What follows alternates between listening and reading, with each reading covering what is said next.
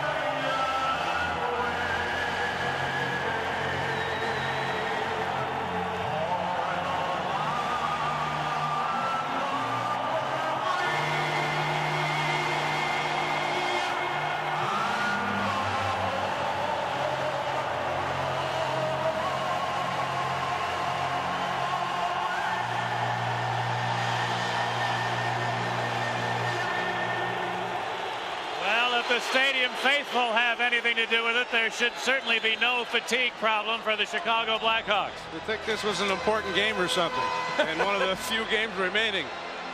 These fans are revved up, and hopefully the Blackhawks can be in control as they were early and continue to keep that pace. Toronto obviously will have something to say about it. I think they'll play a little bit better in the early going, but Hawks need to stay in control and not run around and try to do too much. Felix the Cat's fourth performance, 1.99 goals against average. Even though the Hawks scored 5 on him, he did have a very strong game and a lot of quality scoring chances, especially in the first half of the game. At Belfour, slow start, great finish, and this should be a great game. Rob Schick will be the referee. The linesmen tonight, Gord Brasseker and Brian Murphy. And here we go with game 4 as the draw is cleared into the Hawk zone. Brent Sutter had it knocked off his stick. Here's the shot, and it sails up off the glass from McCowan. Now controlled by Dubinsky, clearing to center. Brent Sutter over the leaf line. His wrist shot hit a leg to Clark. Wendell Clark countering into the Hawk zone. Clark on the near side, overskates it, and then took a bump along the boards from Gary Suter, who takes it away nicely. Got it to Chelios up the near side, and it's corralled by the rookie Steve Dubinsky, who gets the opening shift call here from head coach Daryl Sutter. Liking the way he's played in the early part of the series, and now the puck deflects into the crowd. One thing the Blackhawks, another thing they need to do other than special teams, they need to slow up the forecheckers of the Leafs a little bit more to keep some pressure off of both Suter and Chelios. You know, Suter and Chelios are going to play upwards of 34, 36 minutes. But if they keep getting pounded like they have been throughout this series, sooner or later it takes its toll. So the Hawk forwards need to do a better job, especially guys like Manderville, the bangers and crashers of the Maple Leafs. They need to slow them up and allow a guy like Suter or Chelios to have extra time, a split second to turn, face up ice, and elude the check or make the play. And the line that had the huge night for the Hawks last night is out there. Roenick, Murphy, and Amani. Here's the draw, cleared into the Hawk zone. Zezel chasing in there after it. Shoot! And it's saved by Belfour. Rebound to Roenick, side of the net. He goes up the middle to Amani. Tony Amani feeds Murphy on right wing over the line. Murphy moves in on Ellett, who rides him into the end boards. It's cleared to the line. Weinrich keeping it in there. Scooped it into the corner. Joe Murphy gets help from Amani. So Murphy trying to bolt his way to the front of the net. Down he goes. Meanwhile, Rob Schick had been knocked down, so I don't think he saw what happened as the Hawks try to keep it in. And now Bob Rouse for the Leafs, able to clear it to center. Bill Berg a long shot, sailing just wide of the far post. And Amani will throw it back into the Toronto zone. Murphy did get taken down, but you're right, Schick was taken down as well. Never saw it. Blame him for that. Gary Suter deep in his own end. Suter, nice feed on the money to Cunningworth. Rolled it over the leaf line. Richard Sutter, a shot right on, saved by Potvin. Rebound! Oh, and Potvin got the blocker on Richard Sutter's rebound attempt. Now Rob Pearson for Gilmore, and he fires it out to center ice. Blackhawks put it back in. Doug Gilmore back of the Leaf goal. Gilmore right wing to Pearson. He couldn't find the handle. Gary Suter does. Suter in his own end. Goes to the right side. Route 2 is there. Sending it into Toronto territory. And Sylvain Lefebvre missed Pearson with the feed as it slides back into the Hog zone. Patrick Poulin bounced it ahead just too far for Yzerberg. And now the Leafs look to clear, but Poulin kept it in. Put it behind the Toronto net. Yzerberg couldn't find it there. Craig Smith holding it in on the far board. Hold it around to the near side, and Dave Ellett able to clear it back into Chicago territory. Here's Yzerberg on the left wing boards. All Yzerberg was short of center when he dumped it in, and so it's going to be an icing call against Chicago. So far, the Blackhawks, Pat, having no difficulty adjusting to what Toronto's doing. They've been moving the puck out of their zone rather easily, and they look like they're ready to play, and Toronto seems to be a bit tentative, but the Hawks have really figured out the game plan quite well. They're moving the puck brilliantly out of their zone. Sutter had a strong game 2 and a strong game 3. He was Shantz and Dubinsky really had a great game in game 3, and he lets not one but 2 shots go, and Potvin made the first save on the low shot, and then the blocker on the rebound. It's interesting to see that Dubinsky is not playing with Shantz and Sutter. Dubinsky gets the start tonight. He's out there with Brent Sutter and Dirk Graham. Now here's the draw. Vanderbilt. Oh, he had a good chance. Rebound and a save by Belfour and Eastwood. The best chance of the game early on for Toronto. Mike Eastwood there a moment ago, and Belfour able to answer the call. Now Bob Rouse for Vanderbilt in his own end. He bounced it out to center ice. Mike Eastwood circles there. Gave it to Rouse. Who's long pass. He eludes Vanderbilt. Chasing after it. Gets there. Vanderbilt tried to turn, and Weinrich knocked him down. And the puck cleared to center ice. Bob Rouse for the Leafs. Cleared it ahead, but right to Eric Weinrich, who works back into the Toronto zone. Lost the handle. And it's cleared back the other way. And icing's going to be called here against the Maple Leafs. We've played almost 4 first. No score early on the Blackhawk Network. Visiting with Darren Pang.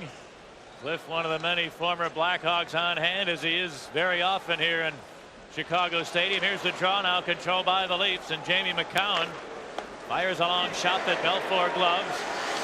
Put it to the near side, and Cunningworth took a hit to clear it to center.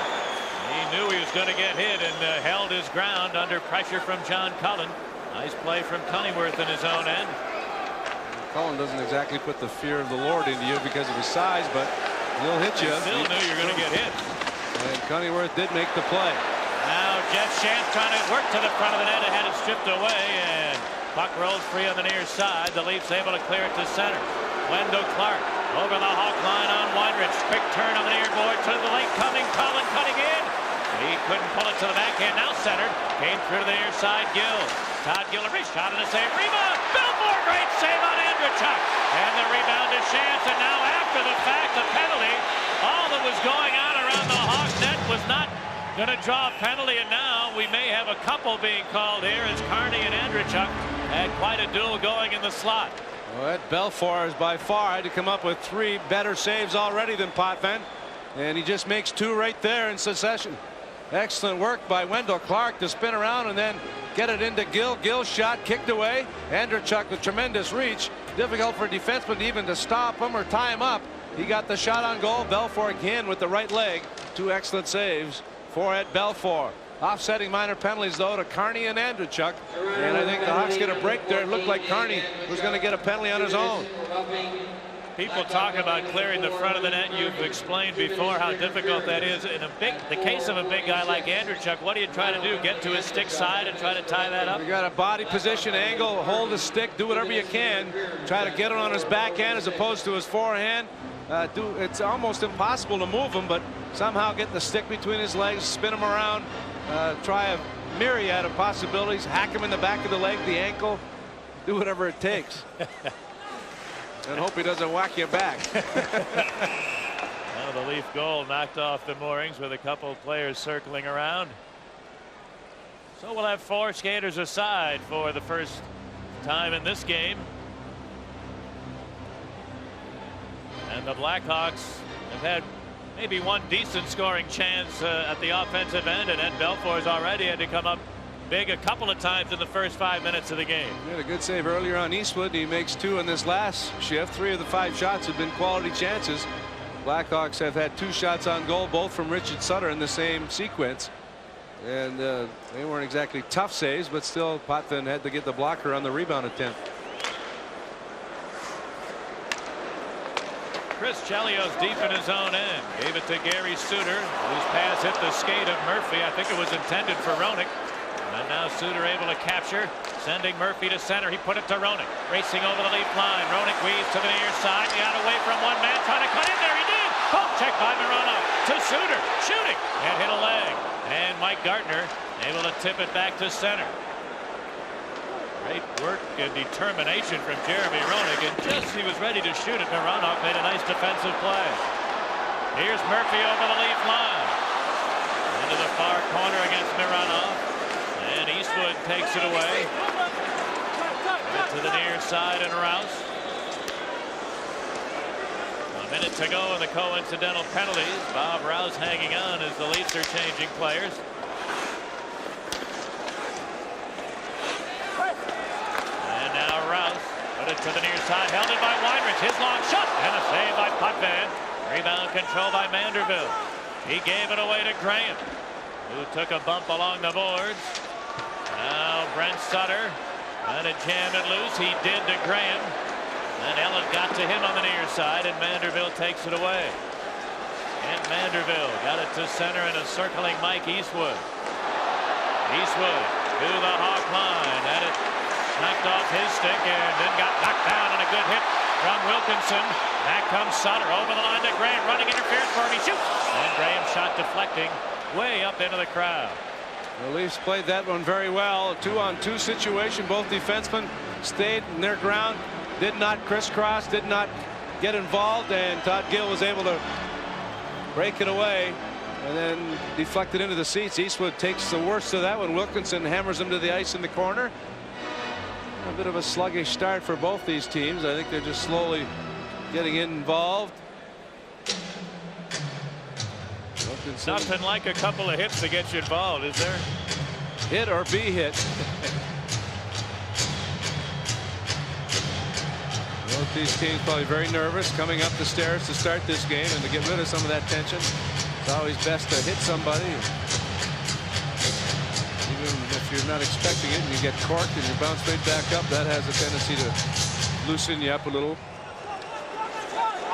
Now the draw in the lead zone to the far side, held it by Chelios, a long flip shot, tip, good save by Potvin. That hit a stick on the way in, and Felix the Cat made a nice stop.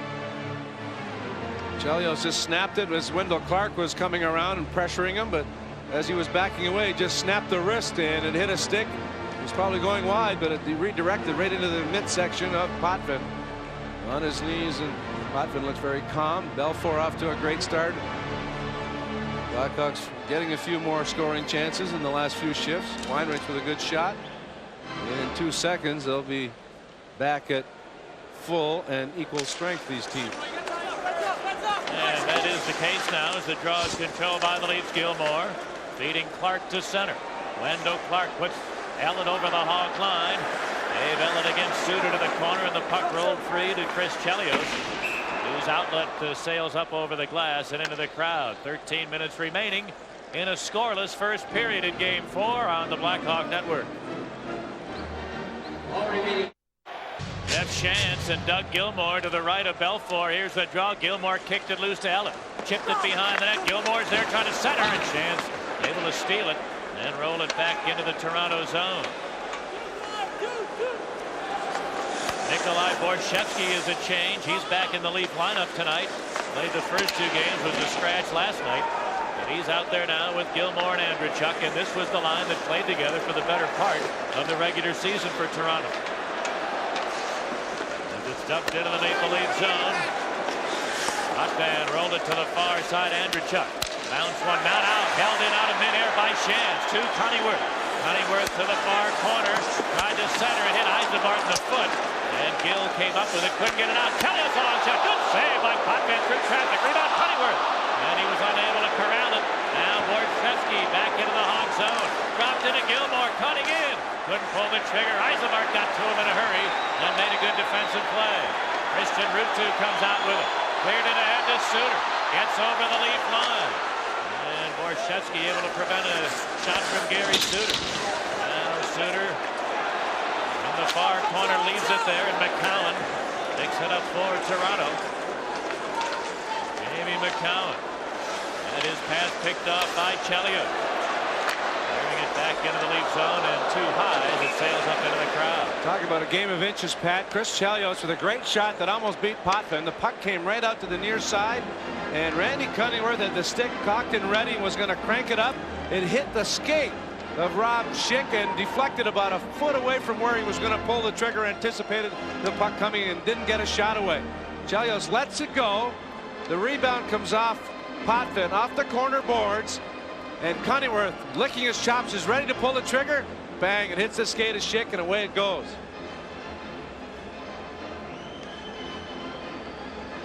No score with 11.5 to go. Randy Cunningworth shaking his head in dismay on the Hawk bench for that oh so close chance he would have had. Like a dog chasing a pork chop there. He was ready to hammer it. Here's Greg Smith now, shooting it into the Leaf zone. Brent Sutter on the near board, had it elude him, and Mark Osborne got it to center. Now Lefebvre deep in his own end for the Leafs. This communicates with Zezel. They cough it up. Here's Wilkinson. Moves in, shoots. It hit a leg. And rebounds to Zezel, who will clear it back into the Hawk zone. That's the type of year it's been for Wilkinson. Wrong decision. Instead of shooting right away, tried to get in too close and hit a skate, allowing the Leafs to recover. Ex-Toronto Maple Leaf Greg Smith. He was with them earlier this year. Now with the Hawks, Smith clears it over the Leaf line. Brent Sutter bumped by Lefebvre to the corner. Now the Leafs, Doug Gilmour, able to come out of there with it. Gilmour motoring over the Hawk line. Weaves to the far side, center one, and Belfour picks it off and covers it up. Berg and Amante doing some battle here. They haven't seen a lot of this #1 line for the Blackhawks in the first half of the first period. They've not played that much.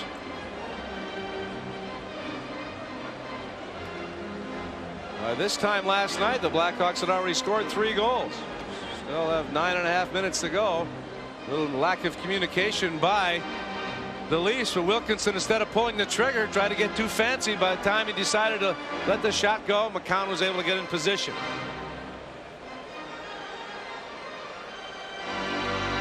We're at the halfway point of the first period. No scorers yet. Each team has 5 shots on goal to this point of the game. And now the Hawk Gunners are out there. Roenick, Amante, and Murphy. The Ram line on for Chicago, and it's Gilmour, Gartner, and Clark for Toronto. So Pat Burns has done a lot of line juggling early on in this game 4. Here's the draw to Chelios. Up the left side to Amante, whose pass is picked off by Mironov and cleared back into the Hawk zone. Comes to an open wing. Rouse there to keep it in. And he got a rough ride from Roenick, and out comes Amante. 3-on-2. Amante for Suter over the line to Amante. Cutting in. He centered Suter. He scores! Tony Amante had trouble controlling the return pass, but got hold of it well enough to put it back to Gary Suter. And he poked it home from the doorstep. And Suter makes it 1-0 Chicago. Oh, it's so pretty to watch. People that are skilled move the puck But Jeremy Roenick will not get a point on it. Takes a hit by Rouse. Rouse had to pay attention to him. Gets caught. Amani and Suter. Amani to Suter. Back to Amani. Amani mishandles it, then puts it back to Suter. And Suter, I think, off the stick of Mironov and in the net. Brilliant passing, but Jeremy Roenick with the hit and a hit taken. He took Rouse away from his game. He had to concentrate on Roenick, allowing Suter and Amante to move the puck beautifully up the ice and score. Gary Suter's first playoff goal of this year, his 7th career playoff goal. And they are going to give Roenick an assist as well as Amani, and a hard-earned and well-earned assist for Jeremy Roenick, who started the whole sequence. As my partner pointed out, here's the draw cleared into the Chicago zone. They battle in the near corner. Pearson against Shantz. Shantz knocked him down, then Manderville shot it to the far side. McCown bangs it in behind the goal. Pearson fought off a Shantz hit. Shantz back up, battling hard on the end boards. Oh, and the feet from Pearson go out from under him, and Shantz is going to get a penalty. And now as the Hawks control, the whistle sounds, and Toronto going to get the game's first power play here. Halfway through the opening period, Toronto to the power play, trailing 1-0 on the Hawk Network. Meanwhile, here a critical situation early on in the game. The Leaf power play has been very good against Chicago. And there's their first chance tonight. Here's the draw, cleared to the far side. Ellett keeping it in. Bounce one toward the net. Belfour blocks it aside to Chelios. Hey, clears it down all the way. Big penalty kill here as far as confidence and as far as maintaining the lead. And if they shut down Toronto's power play the rest of the series, they got a good chance of winning it. If they don't, they're going to have to struggle. 5 Leaf power play goals in the first 3 games. Here's Andreychuk. Good save by Belfour with a left toe. Rebound cleared into the Toronto zone. Belfour is ready. He is hot.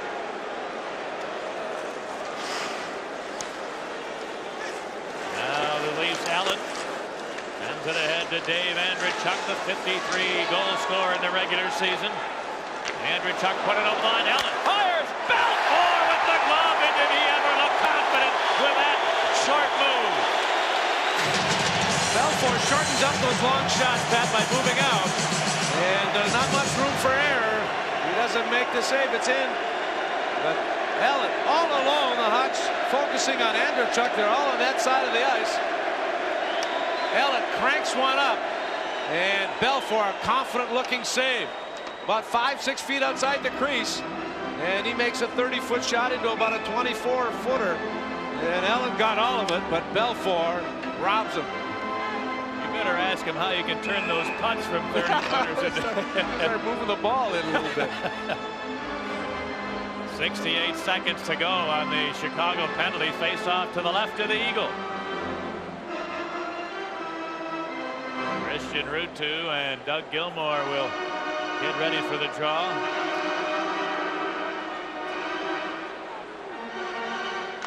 And here it is, taken by Chelios.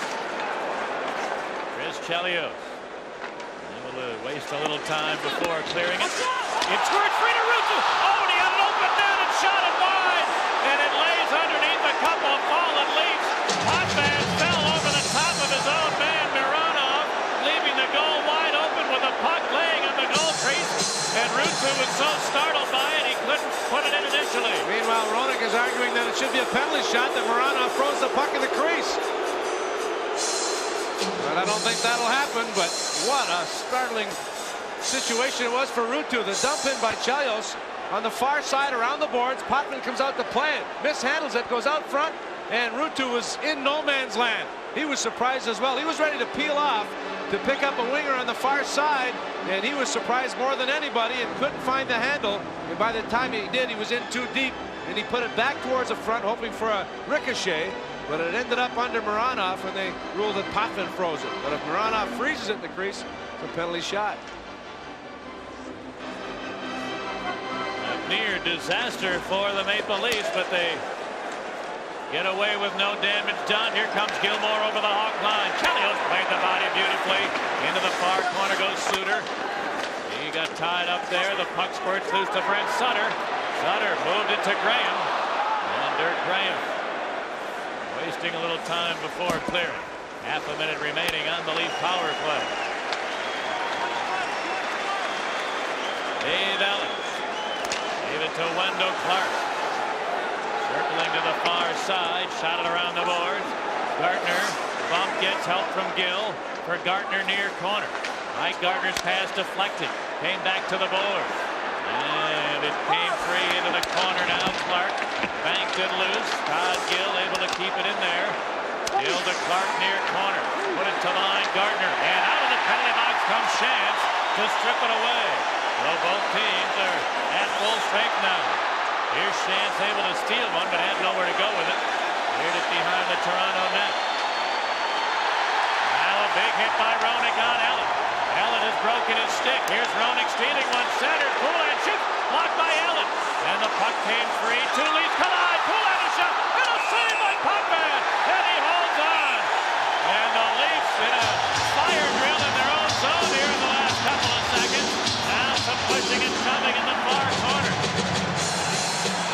Ellen hammered by Roenick. It sort of was out of sorts. Lost his stick. Poulin tried to shoot through his legs. Good shot recovery by Ellen. Meanwhile, Clark started things with Roenick, and now they've gotten away from each other. It looks like cooler heads will prevail, and Wendell Clark is going to be sent off. But the Leafs really struggling in their own zone the last couple of shifts. Potvin mishandled it, and then Ellen was hit. Then they started running around, and game of inches, as we said. Poulin's shot doesn't get through. Then he tried to feed it to Roenick, who was alone in front. Then he couldn't quite get to it and almost deflected it past Potvin in his attempt to get it to Roenick. Well, one penalty called, and Wendell Clark gets the roughing call, and the Hawks will get a power play.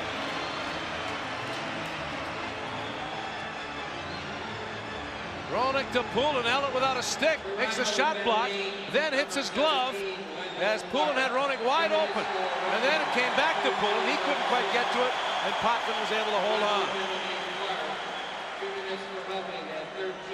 The only penalty to Clark for roughing, and the Hawk power play with a chance to add to their one-goal lead. And they need to get the killer instinct. They didn't have it last night. They scored one power play goal, a two-man advantage. They have scored 2 power play goals in 14 chances in this series.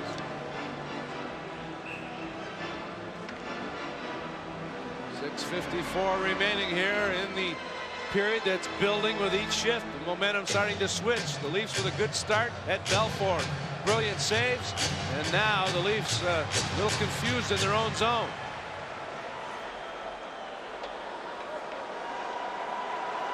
Now Chelios starts the Hawk power play. Got it to Suter, feeding Roenick over the line. Roenick in on Lefebvre, turns to the near corner. Tried to center it. Amani put it to the line. Suter hits the long shot. He scored! Jerry Suter! A long drive that may have been tipped. There was some traffic in front of Potvin, but the top of the power play come through, and they lead 2-0. Again, Jeremy Roenick, a determined rush up the ice. Carried it in.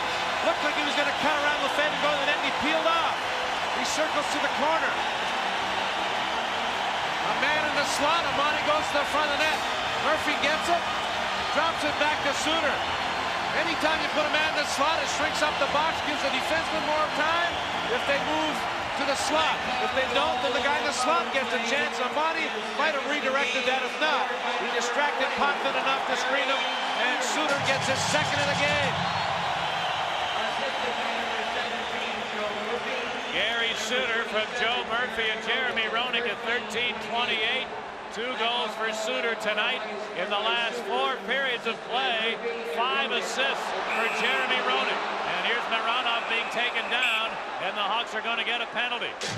Yzerman and Andreychuk get the sticks raised, and a couple others circle around. Yzerman got a face full of glove from one of the Maple Leafs, and he retaliated, and Rob Schick may have a couple of penalties to hand out here. Weinrich got the initial call, and Rouse got Yzerman with a face full, and Yzerman came back on him. Let's see what Schick's going to do.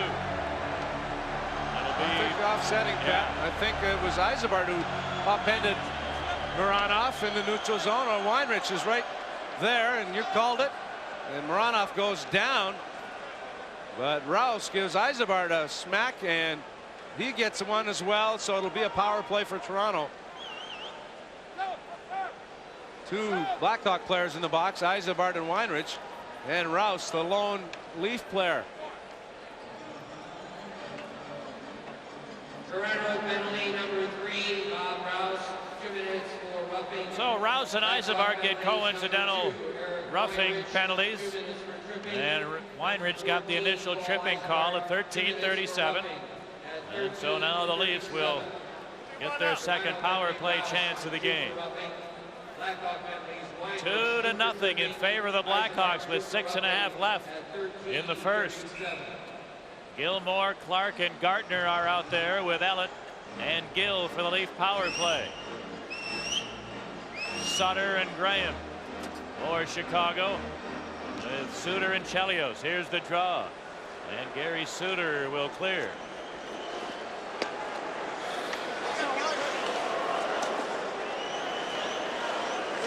Todd Gill moved it up the far side. Gilmour had it taken away by Graham, and the Leafs have to regroup.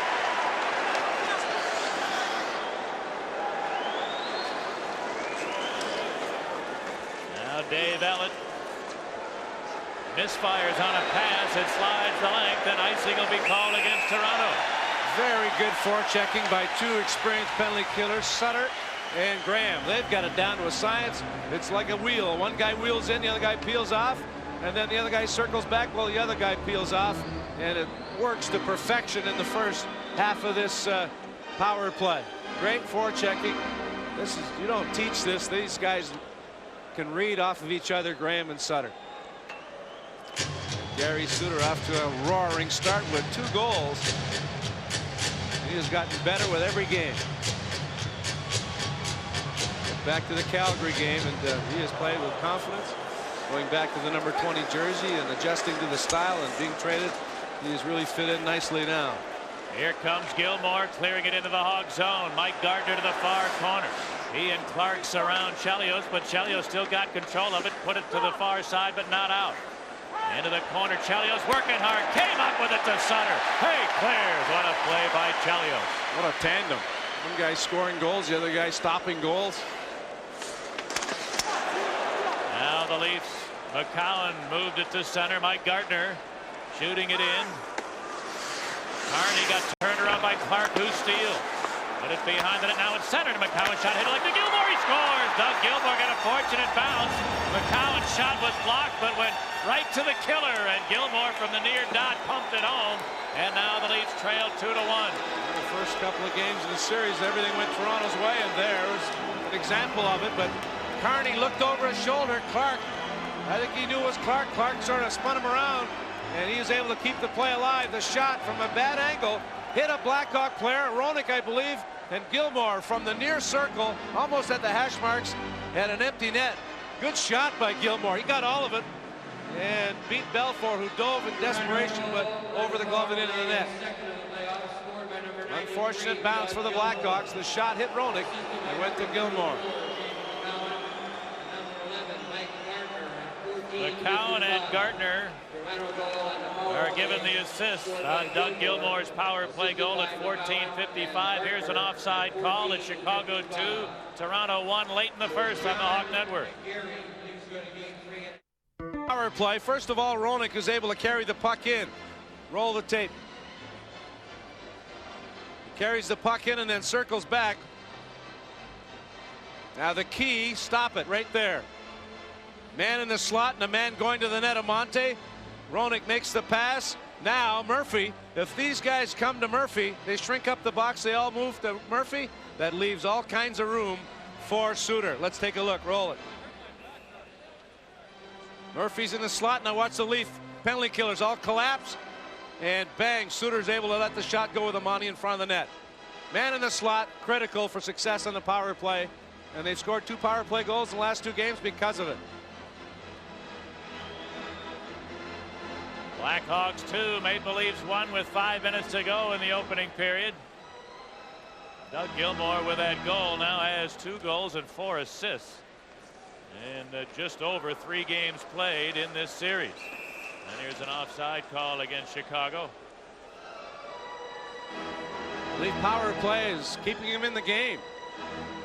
These 2 games, 3 last night and one tonight. That's 6 goals on the power play for Toronto so far in the series. Not much you can do about that last one. That was just a bad break for the Blackhawks. Shot blocked by Roenick, goes right to Gilmour, and Gilmour had an empty net from a sharp angle. Belfour's focusing on McCowan's shot, keying on that. He's ready for a blast from him, and it hits a skate and goes to someone else. There's no way he can recover in time. Now here's a steal. Chance has Richard Sutter. Chance cuts and shoots. A diving shot blocked by Kent Manderville, who may have saved a goal. Back of the net it goes. Chance unable to corral it. Lefebvre does. And it's cleared to center, but not before Andreychuk got leveled by Randy Cunneyworth. Hawks dump it back into the lead zone. Lefebvre gave it away to Richard Sutter, whose pass hit the skate of Eastwood. They hack on the far side, and Manderville came away with it. Kent Manderville lost the handle at center, but Ellett carries on with a long shot that deflects, and is picked up by Eric Weinrich. Gave it to Keith Carney. Flipped it to center ice. Todd Gill almost coughed it up, and it rolled to the neutral area, and the Blackhawks able to dump it back in. Here's Gill for Toronto. Put it up an open wing. Held in there by Murphy. He took a hit to keep it in. Now Roenick in the far corner. Gets help from Amani, who leaves it for Roenick. Roenick gets a pick from Murphy, trying to move to the slot. Not this time. Peter Zezel knocked him off the puck nicely. And Bill Berg chopped it into the Hog zone. Amani on the left side got a big hit from Osborne, who knocked him down along the board. Zezel keeps it in. Now Osborne in the corner with help from Zezel. Amani took it away with a nice steal and bounces it out to the neutral zone. Schick better be careful, Pat. He's letting stuff get away here. Osborne tries a long shot that Greg Smith blocked. And it's center Lefebvre. And his pass deflects to Cullen over the line. John Cullen tried to get it to the deep slot. Here's Lefebvre. A shot right on. Belfour saw it all the way. Confidently stopped it and held it. This has been a chippy first period, and these teams have been allowed to go with it, and they're doing it more and more at every opportunity. Schick better smarten up and better tighten the rope here. In a couple of situations, especially lately, Dale, where it has appeared that the penalties could be called, and especially in situations where it's looked like there have been some hits from behind. Lefebvre all alone at the point, but no one in front, so Belfour with an easy save and held on. Dubinsky and Osborne behind the net. And is there only going to be one penalty? Gate is still open on the Blackhawks side. Osborne is already gone. 2:49 left to go here in the first period. Well, Steve Dubinsky is being told to go down to the Hawk dressing room. And they're telling Mark Osborne to do the same thing. A 10-minute misconduct penalty given to these two. A 10-minute misconduct penalty at 17-11. Toronto penalty Osborne. Oh, they must have continued to push and shove after they were told to separate, but that's a rare call. It didn't seem to be that bad. Looked like the worst two-front sportsmanlike for both of them. But they have a chance to cool off. Maybe that's what Schick wants to do here with that call. Realizes that his teams are getting away with it a little bit and wants to set the tone now. Face off to the right of Belfour. 2-1 in favor of the Hawks. 3 minutes left in the first. Here's a long Mironov shot. Sailing wide. Picked up by Ruutu. Carrying it into the Toronto zone. And then a shot back to the Hawk line. Gilmour's there. Moves in on Suter. Center one. A shot right on. And it's made by Belfour on Clark, who's got that great wrist shot. Now Rouse of the near board. Put it around behind the net. Gilmour tried to center. Hit the back of the goal with it. And it's held in by Mike Gardner. Clearing it to the near side. Taken by Dirk Graham. Put it around the boards. Christian Ruutu able to chip it to the Toronto line. Bob Rouse has it there. 2 minutes remaining in the opening period. Blackhawks with a 2-1 lead. Mike Gartner shooting it in. Jeremy Roenick looking to wind it up. Got away from one man, then outlet to Poulin. Steps into the Toronto zone. Stops. Takes a look. And then ran out of room. He put it behind the net. Yzerbark got sandwiched by 2 Leafs there. And the center wanted to flex to the line. Held in by Weinrich. His long wrist shot deflects wide. And Gartner gets help from Cullen to clear it to center ice. Now Dave Ellett. Got it to Borschevsky. Moving it into the Chicago end.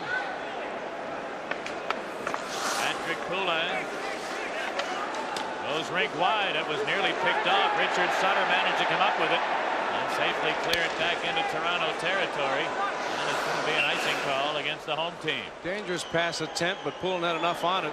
And to hit Schick as well as Sutter, but Poulin playing an aggressive first period. A chance to play more, and he has been a physical force in these games against Toronto. Remember the last game here in the regular season, he got involved in a couple of altercations and did quite well. Did not start in game 1, but he's gotten more and more ice time as this series has gone on. Poulin, highly skilled young man, just in second season playoff competition.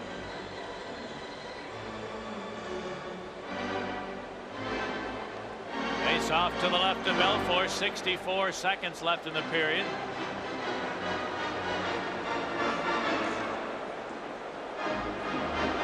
John Cullen and Jeff Shantz will not anymore. Shantz tossed out.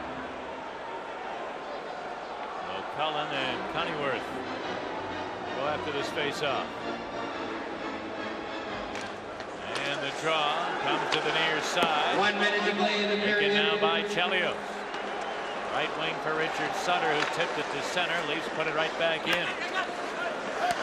Chelios back of the net. Give it to Suter. Bouncing it out to center. John Cullen works back to the Hawk line. Had to throw it in deep. Taken now by Chelios. Put it to the near side. Randy Cunneyworth there. And moves to center. Cunneyworth over the Leaf line. Crosses to the far side. Now shoots. That deflects.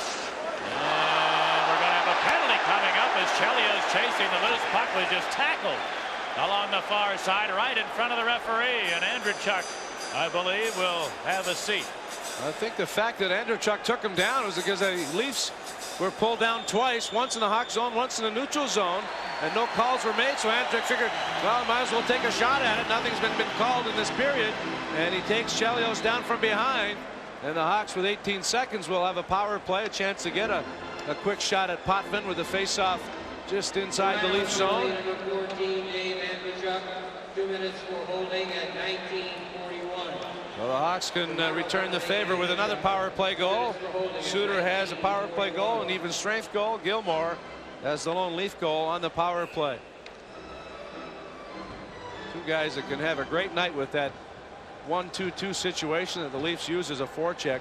Suter and Chelios have had no difficulty at all. With a couple of short passes, patient passing, and they've been able to move the puck at will because they're not getting forechecked aggressively.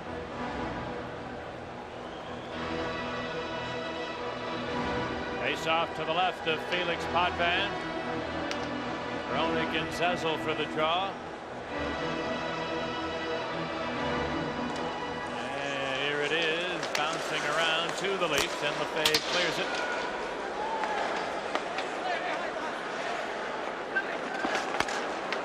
Jeremy Roenick on the far side. 5 seconds remaining. He bounced it into the Toronto zone. And that'll take care of the first period. This first period, I'd imagine, partner, much more what we would have expected for the better part of the series. Leafs were good early, stifling the Hawks, and then the Hawks came on, got the lead. Great rushing effort by Gary Suter. A great period offensively for him, but the Leafs get a power play goal, and their power play has been red hot. Darren Pang is standing by near the Chicago dressing room. Thanks very much, Pat. And as we talk about the power play being solid, I think I want to keep on the goaltending situation. We talked about Eddie Belfour a little bit before the game, and boy, is he ready to roll. Had a talk with Vladislav Tretiak, his goaltending coach, and he assured me that Eddie Belfour was ready. And I think we saw that early on, fellas, in the way that he approached that shot on Dave Andreychuk and the way he got his low pad on there and covering the low area. But I think even better than that was the confidence that he showed in robbing Dave Ellett with the glove save. We don't see Eddie Belfour use that glove like he did in that situation. In fact, I've also often kidded him about maybe putting some more mustard, a little bit more hot dogging on those kind of glove saves. But clearly, he is ready for the show here in Game 4 tonight at the Chicago Stadium. So a solid first period. Back up to you guys. Right on, Spank. I think we saw that was a very confident Belfour, maybe as confident as at any point during this series, and that could bode well for the outcome in terms of the Hawk fortunes here tonight. Here's the first period scoring summary. Gary Suter got the Hawks off and rolling with his first playoff goal, assisted by Amandi and Roenick at 9:55. Then Suter struck on a Hawk power play from Murphy and Roenick at 13:28, and the Leafs cashed in on a power play goal. A fortunate bounce resulting in Doug Gilmour's power play tally from McCown and Gardner at 14:55. 10 shots on goal in the period for Toronto, 8 shots on goal for Chicago in the first. And after 20 minutes of play in Game 4, it's Chicago 2, Toronto 1 on the Hawk Network. Quiet on. Toronto in the first period, only one went in, and it was a particularly good start for Ed Belfour. He had a couple or three very tough saves in the first 5 or 6 minutes and carried that momentum through for an outstanding 20 minutes. The Blackhawks mustered up 8 shots on goal against Felix Potvin, and 2, both by Gary Suter, went into the net. Well, that's history. Now they've got to go out and win the second period. The Hawks get a good start here. 1:41 on the power play remaining on Andreychuk's penalty. Score here, they'll be in great shape, obviously. Meanwhile, in other action around the National Hockey League, I don't think either one of us is surprised that Dallas eliminated St. Louis, but in 4 straight. I think that's a little eye-opener. Definitely. I thought Dallas would win that series, but not in 4. But Dallas, you've got to give them a lot of credit. They've been sort of very quiet all year, and they've had a very solid season. And all of a sudden, they're into the next round. And Mike Modano with 5 goals in the first 4 playoff games of the season for Dallas. And Darcy Wakaluk playing great goal for the Stars as they eliminate St. Louis in 4 straight, finishing it off today with a 2-1 victory. Here's the draw now. The Blackhawks open up with a power play. Remember the late penalty to Dave Andreychuk. It's 2-1 Chicago as we start the second, and Roenick moves up the right side into the Leaf zone. Got tied up along the boards, then got the puck back to Murphy in the near corner. No, Murphy near point to Chelios. Deep slot to Suter. Back to Chelios. Fakes, put it to Murphy, cutting in, and rolled it back to Chelios. A one-timer, and he ripped it wide. Rebound held in by Suter. Gary Suter threw it to the side of the net. Roenick didn't have anybody in the slot to give it to this time. Moved it back to the line. Suter's there. Near point to Chelios. Now Roenick's in front of the net. Here's Suter at the near point. Put it across to Amani, back to Suter in the deep slot. He's well covered, can't shoot it. Now Chelios has control. He lets it go, and he shot it just wide of the far post. Now Amani along the boards. Put it to the near point, and Chelios, deep slot to Suter. He slipped it back to Chelios, near dot, cutting and shooting. And a save by Potvin. Rebound Amani. Back to the line, and Suter. Gary Suter takes a look, rolled it back to Amani. You want low. He shot it wide of the near post, and it rolled all the way back into the Hawk zone. And we're going to have a penalty coming up here against Toronto. Here comes Chelios. He's just going to give Potvin the puck to get the whistle. It comes with only 6 seconds left on the Andreychuk penalty. 2 Hawk players in front of the net that time. McCown's going to get 2 for roughing. So another power play chance, and the Hawks had success in the playoffs this year on the power play in their last 2 games. Whenever they scored, they've had a man between the rings. This power play, they had no one, just 2 guys in front. McCown worked over Murphy after Lefebvre worked Roenick around. And it's McCown that's sent off, and a 2-man advantage for 6 seconds. The key here, a face-off win can create some havoc and get a good chance. Face-off will be to the right of Felix Potvin. And Ruutu is out there now with Poulin and Yzerbark.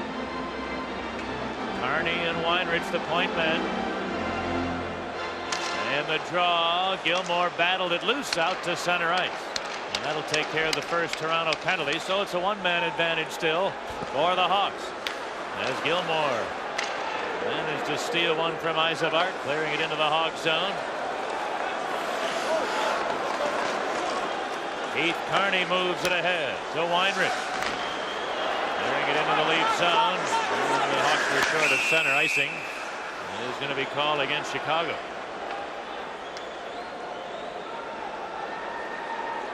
And a very short respite for Chris Chelios and Gary Suter. Here they come again.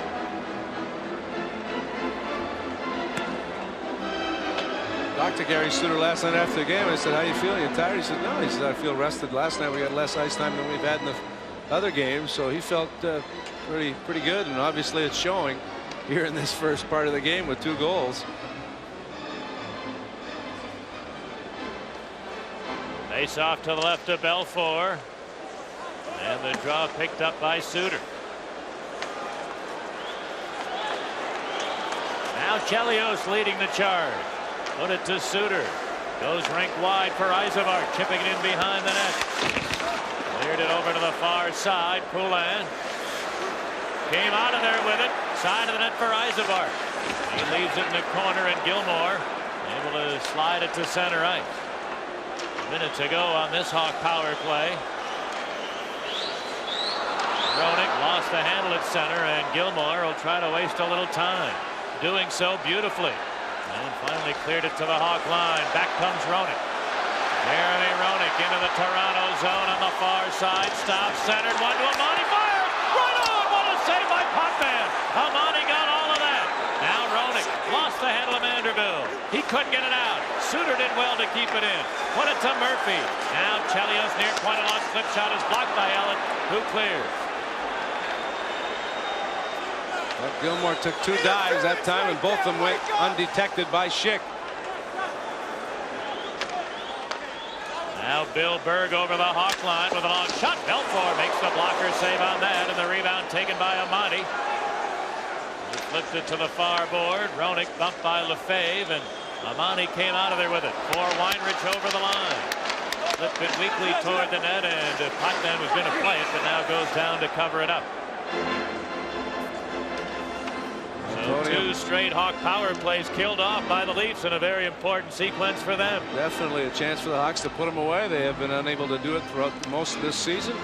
But Felix Potvin forced to make a great save. Can't ask for much more than that. Amonte in the deep slot just let it rip. And it was partially screened, I believe. A defenseman was between Amonte and Potvin. And Potvin with the shot right in the midsection. Ellett right in front of him, and great concentration. Ellett very wisely didn't try to deflect it, just sort of stayed there. If it hit him, fine, but he wasn't going to mess up Potvin. Hawks have to be aware of just 1 second remaining on the McCown penalty with the face-off to the left of Potvin. And the draw comes to Greg Smith. Put it to Wilkinson, shooting it, hits somebody in front. Both teams are at full strength now. Graham on the far side with a shoots one. Potvin the save. Rebound to the far corner. Dirk Graham. And it knocked off his stick, and then Wilkinson able to keep it in shooting. That's deflected wide by Lefebvre. And Sylvain Lefebvre bounces it down into the Chicago zone. And icing will be called here against the Maple Leafs. 4 minutes gone by in the middle period. It's Chicago 2, Toronto 1 on the Blackhawk Network. Chemistry's a big part of hockey. To Felix Potvin. Brent Sutter and Doug Gilmour are matched up here, and the draw is corralled by Todd Gill. Cleared it up the far side out to center ice, and the ever-present Gary Suter shoots it right back in. Here's Graham on the near board. His shot hit a leg of Ellett. Winds up behind the net. Brent Sutter, pounded by Ellett, gets help from Cunnyworth. Randy Cunnyworth shot it back around the boards. Dirk Graham in the near corner. And it knocked loose. Now Graham chasing it down, works behind the goal center, and it deflected right through the legs of Cunneyworth. Another near miss for the Hawk winger. And the Leafs here making a two-line pass as Mike Gartner was well ahead of the play. Mike Gartner, who I think inadvertently wound up with a quote that is on the Chicago blackboard in the dressing room. He was quoted as saying it'll be a thrill to play in the last game ever in Chicago Stadium. And the Blackhawk coaches, or somebody anyway, clipped that out to make the Hawk players aware of what Gartner's quote was, insinuating that he and his Maple Leafs will knock the Hawks out of the playoffs. And that would mean that he would have played the last game in Chicago Stadium. He was flying last night, but does not have the wheels he had last night. He was really moving, especially in the second period. Now here's the draw taken by Jamie McCowan. Sending it into the Chicago zone. Keith Kearney chasing it down. To the right side, Richard Sutter. Gave it to Weinrich. He'll hammer it into the Leaf zone. Yzerberg gets to it in the corner, but overskates it. Jeff Shands battling away with Lefebvre. It squirts loose. And it's corralled by the Leafs' Borschevsky, who pushes it out to center. Now Manderville gets over the Hawk line, rolled it back to the net. Taken now by Yzerberg. He cleared it, not out, routes along, shot deflecting up over the glass and into the crowd. Becoming somewhat of a chess match here in these last couple of minutes. Not a lot of open ice for anybody. I'll tell you who's been impressive for Toronto, that youngster Manderville has played very well for them. Manderville had been in and out of the lineup different times during the regular season, but played the last 21 straight regular season games for Toronto, and obviously Pat Burns has liked what he has seen from the young winger, who has certainly been a positive physical force for the Leafs. He and Eastwood. McRae not in the lineup, but the first couple of games that line did very well. Last night Pat Burns changed things up with Krushelnyski and Cullen in the lineup, and scratched Borschevsky and McRae. Borschevsky is back in the lineup tonight. Cullen is still out there. We haven't seen Krushelnyski. Well, that was the change. Krushelnyski out, Borschevsky in for the Leafs tonight. Face off to the left of Ed Belfour. Roenick and Gilmore ready in the draw. Goes to the far corner. Gilmore rounded by Roenick along the far board. Now it's centered, a shot and a save by Belfour on Pearson. Rebound cleared out to center, and Murphy bounce one into the Leaf zone. Lefebvre gets help from McCowan. Put it off the glass and out to center. Peter Zezel sending it into the Chicago zone. And then Andreychuk lifting one up over the glass and into the crowd. Last night, the Roenick line with Amandi and Murphy, of course, scoring all 5 Hawk goals. And in terms of the Maple Leafs, who were victimized, the wealth was shared. The Hawks' top line scored against almost every Leaf line. Doug Gilmore's line was on for 2 goals against. Mike Eastwood's line was on for 1, and Peter Zezel's line was on for 1. So no matter who Pat Burns threw out there last night, they just couldn't stop this Roenick line. Tough to coach that way. Who can you trust? Gilmore out there now with Clark and Gartner. And the matchup is Brent Sutter, Ruutu, and Graham. But neither team able to mount any kind of momentum or pressure in these last 4 or 5 minutes. Here's a puck knocked out of the air with a stick above the shoulder. 13.5 left in the second. 2-1 Chicago on the Hawk Network. Eddie Spanky finally talking to somebody that he's taller than. That's why he went and recruited Tom Ivan. Here's Chris Chelios clearing it out to center ice. Mironov lost it to Graham.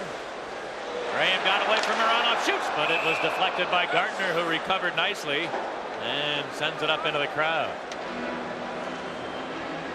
These teams matching each other as far as the defensive aspects in the first 6.5 minutes. Line combinations a little different from both teams. These teams very cautious now, and the Hawks have the lead.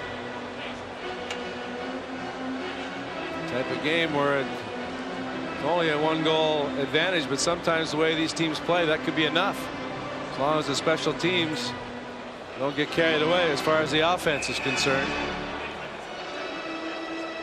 I don't expect there'll be many more power plays for either team.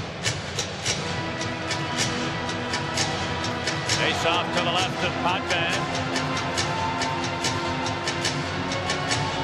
And the draw controlled by Dmitry Mironov.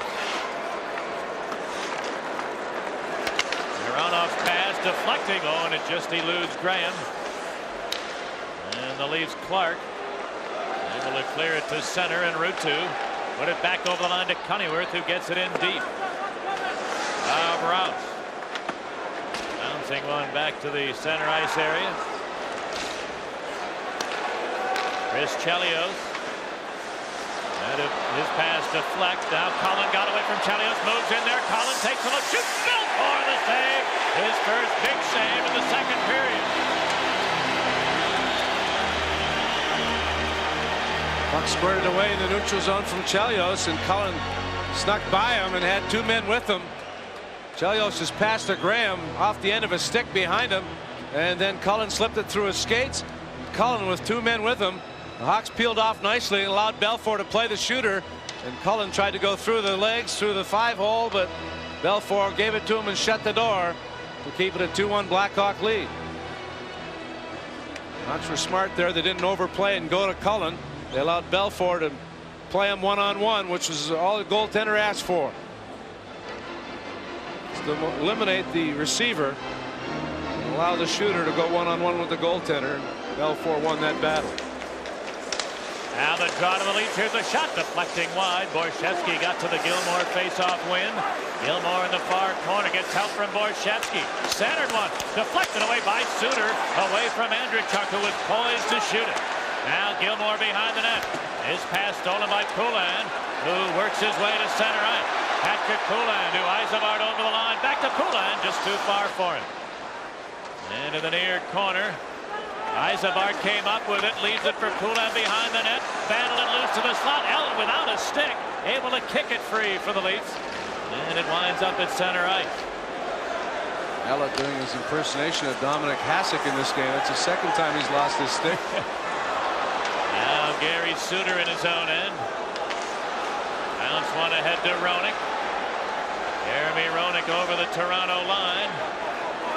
He rolled it in there deep, taken by Todd Gill.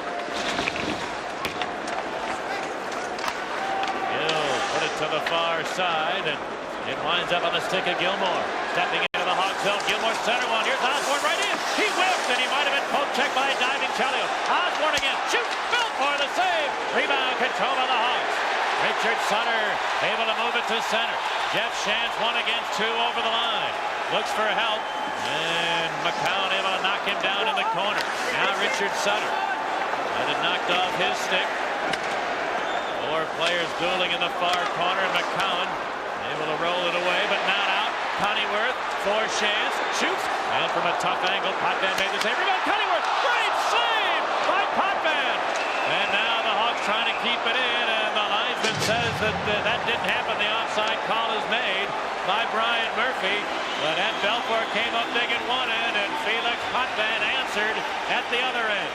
Gilmore with some excellent work in the corner to create a scoring chance at the one end, and the Hawks with good second effort to get a chance of their own. Sutter can't keep it in, but Gilmore's off to the races. Moves to the middle, slips it to Osborne. Fortunately for Belfour, Osborne fanned on the shot, but Belfour had to bounce right back up. Osborne able to circle all alone in front. Belfour with a good save.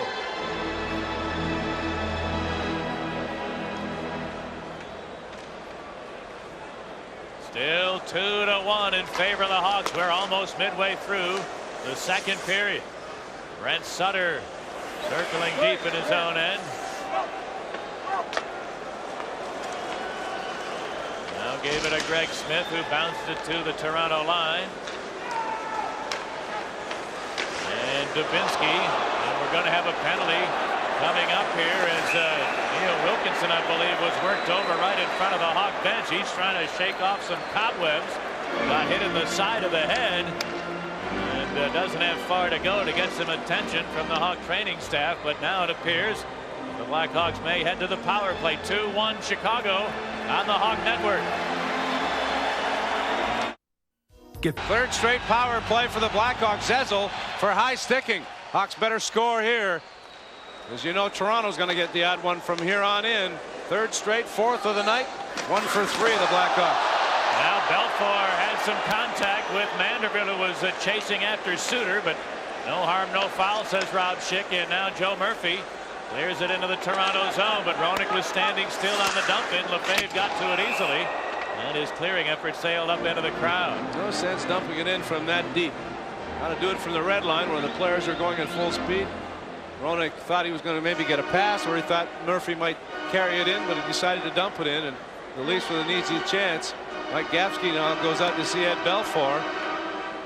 He must have been called out there, because Gapsky will not normally go out unless it's clearly a serious injury. I imagine Belfour must have waved him out to have a chat with him. I wonder if it's that right leg where he missed those games with the pull. He backs it up and tries to set a pick himself, so he did get hit in the right side. Belfour just stands there. He's got to get back to the crease. Manderville was in the right there.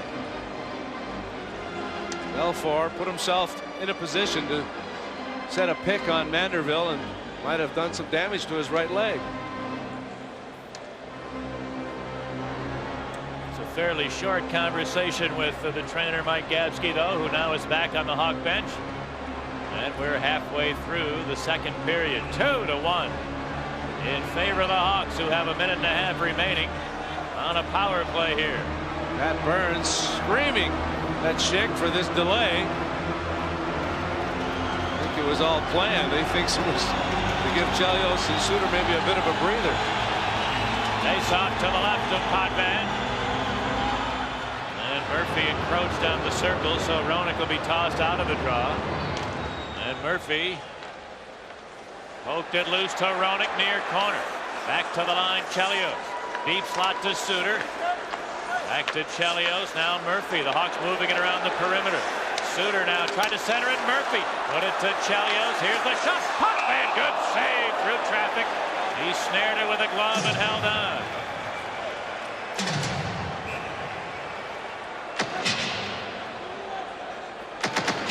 Good movement by the Hawks on the perimeter, and then they move it in deep. Suter across to Murphy. Murphy back to Chelios. Chelios got it through the top man and tried to go short side. Potvin leaning a bit to his right, stretches back with the glove hand.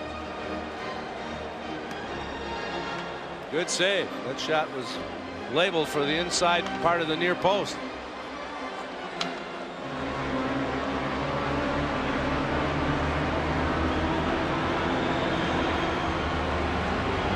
Face off to the left of the Leaf goal, and here's the draw taken by Chelios. Put it up the near side. He came back to Chelios at the line. His long wrist shot is blocked by McCowan, who cleared it to center, and Gilmore. Well, Gilmore waits for help. It comes in the form of Bird, but the pass didn't get to him. Chelios the other way. Puts Roenick over the line. Roenick centered one, too hot to handle for Amati. And the Leafs clear it back into the Hawk zone. Harry Suter, who has both Blackhawk goals, sends Roenick away. Gets into the lead zone. He's surrounded there. Murphy carried on. Shoot! It's deflected inches wide of the far post. Now into the corner it goes. Jeremy Roenick has control. Moves to the dot, shooting. And a save by Potvin. Rebound on Monty. Got bumped behind the net by Lefebvre. Roenick knocked down by McCowan. And to maintain control, and he did. Got it to Suter. The drive. And he shot it wide. Came to the near point, Chelios. And now Roenick, or Amani, is flattened in front of the net. And Lefebvre's going to get a penalty. A delayed call will be made against Toronto. Hawks give up possession, and they're going to have a two-man advantage, but again, only for a very short couple of seconds. Well, Jeremy Roenick's been paying the price all night long. He was the man who delivered the big hit that led to the first goal, and now he got leveled a couple of times in front of the Leaf net here. Well, he's leaning over the side. He's probably out of energy, and he and Amante both hammered in front. Both of them had lost their helmets, and Amante at the last second leveled from behind by Lefebvre. Another Hawk power play. But Roenick taking the hits in behind to keep the play alive. Amante getting worked over both by McCown and Lefebvre, and down he goes.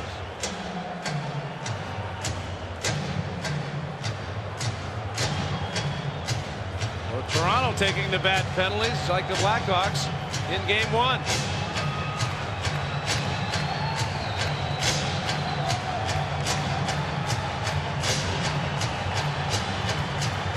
Well, if you said a moment ago the Hawks better cash in on that power play, I guess it makes this one all that much more important.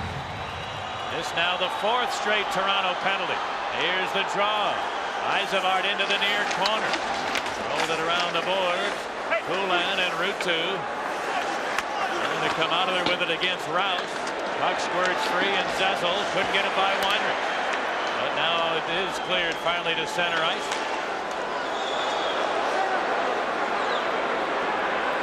Keith Carney giving ground in his own end. Now slipped it up the far side, and Weinrich will fire it in there. And the Leafs try to clear, but it hit Zezel. And then Bird trying to get it out, and did, with help from a diving Peter Zezel.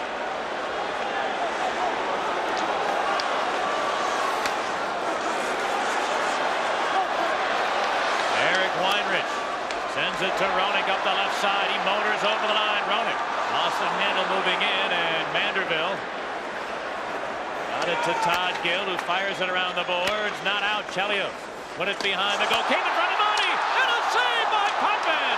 Rebound to the far side. Murphy battling for it there. Joe Murphy chipped it to Roenick in the corner. He works it behind the goal. Gave it to Amani near corner. Out to the line, Chelios. Put it to Suter. His slip shot is blocked. And out comes Osborne. 3-on-2 for the Leafs now. Osborne over the Hawk line. Offside went Manderville. And the whistle sounds. Good play by Suter to force Osborne to an extra maneuver outside the line. Hawks unable to get any open ice in the Leaf zone. Great coverage by the Leafs. Excellent penalty killing. They've been very aggressive. They're not allowing the Hawks to set up around the boards. Deflected out front to Amani, and didn't get much on it, but still Potvin forced to make a good save. And puck almost came back to Amani, but Gill beat him to the punch and deflected it into the corner. 31 seconds left on this 5th Blackhawk power play, and 4th one in a row. Toronto's had 2 power plays. Their lone goal, a power play goal. The Hawks with a power play goal of the 2 that they've scored. Harry Suter has both Blackhawk goals. Gilmore has the Leaf tally.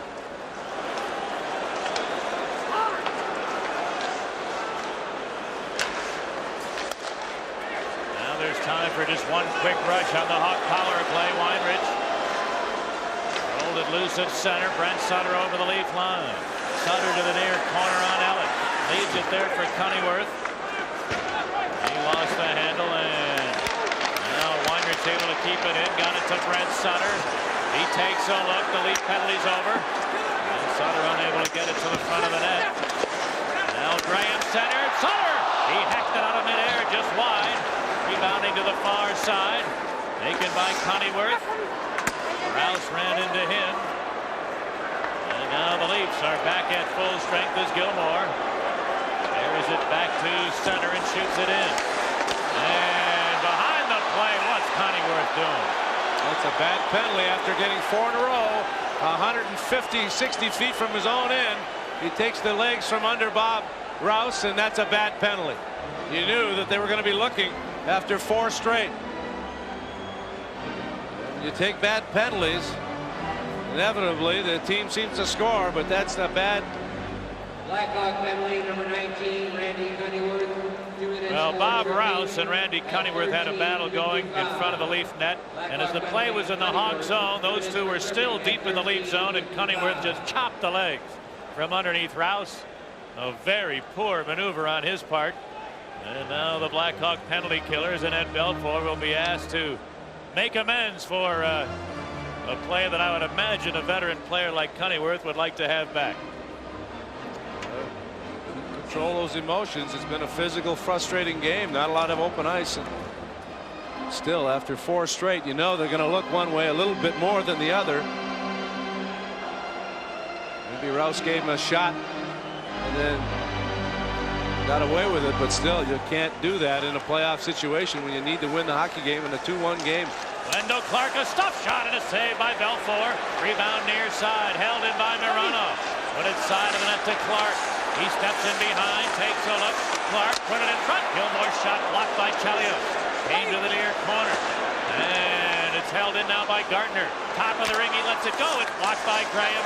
Picked up by Sutter. Going to be another Hawk penalty here, as Gary Suter knocked down Gilmore. And it's hardly surprising that 2 straight calls have been made against Chicago now. That's exactly right. Now 2-man advantage for a minute and a half. Amazing. The power play for the Hawks again, letting them down as it has all season long. Chance to put this team away. Now Toronto, great chance to tie it up and even take the lead. Gilmore knocked down. Gilmore, light on his feet in this situation, is very good at drawing penalties by taking dives. Suter got him with a cross check, but an interference call and a 2-man advantage. And this one for a minute and a half. The Hawks have had 2-man advantages, but they've totaled 13 seconds. And now a minute and a half of a 2-man advantage for the Maple Leafs, who trail 2-1 here late in the second period.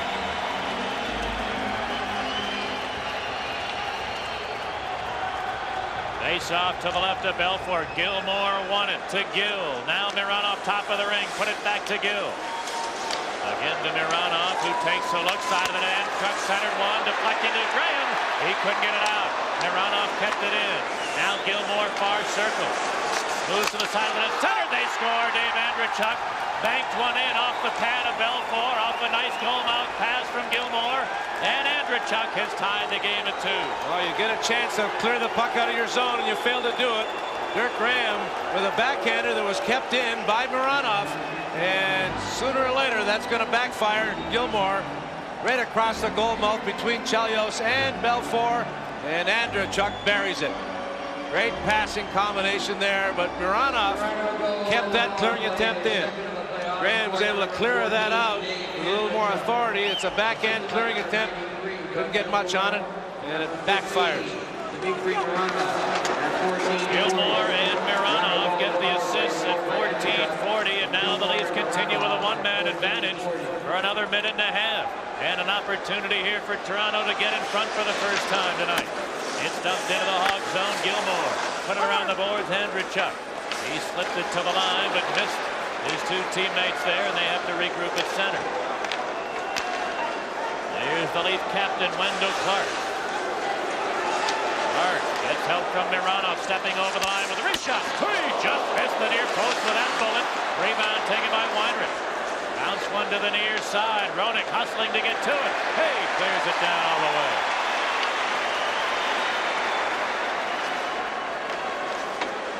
Chelios able to break up a Leaf rush.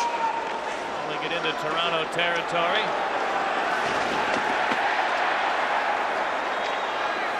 Murphy put a good hit on Gilmore. Meanwhile, Ellett carries it over the Chicago line.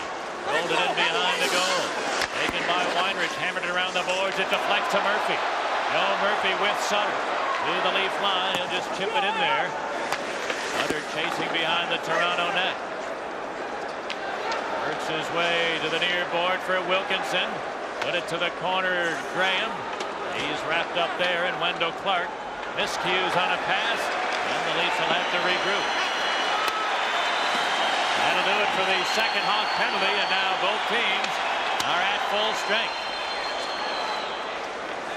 3.5 remaining in the second period as we stay tied at 2. Here's Eastwood with Clark. Oh, and the pass just missed. Wendell Clark all alone in front of the net. Eastwood side of the goal. Sender Clark shoots. Belfour, great save with the right pad. Rebound Clark. He couldn't complete a wraparound as Belfour had trouble with his footing. Now in the far corner, Eastwood. Tied up by Carney. And Pearson came up with it to the line. McCowan shot. He didn't get all of it because on the backswing he hit the linesman. Now here's Pearson holding it. He cuts in, shoots, and a save by Belfour. Rebound behind the net. Eastwood. Tied up by Carney. He badly wants a whistle but can't get it. Now Shantz able to work his way out to center. Jeff Shantz to the leaf line shooting, and the puck fluttered, and he shot it wide. A couple big saves from Ed Belfour. Here's Bill Berg with a shot. Deflecting up high, Belfour gloving, and he's going to hang on to it. Big work from Ed Belfour late in the second. The game remains tied at 2 on the Hawk Network. The poor clearing attempt by Wilkinson allows the Leafs to get some quality scoring chances. Wendell Clark thwarted by Ed Belfour with the right pad again. And then a poke check on Pearson, who had him down and out, but somehow Belfour prevented Pearson from giving the Leafs a go-ahead goal. 2-2 with 2:36 to go.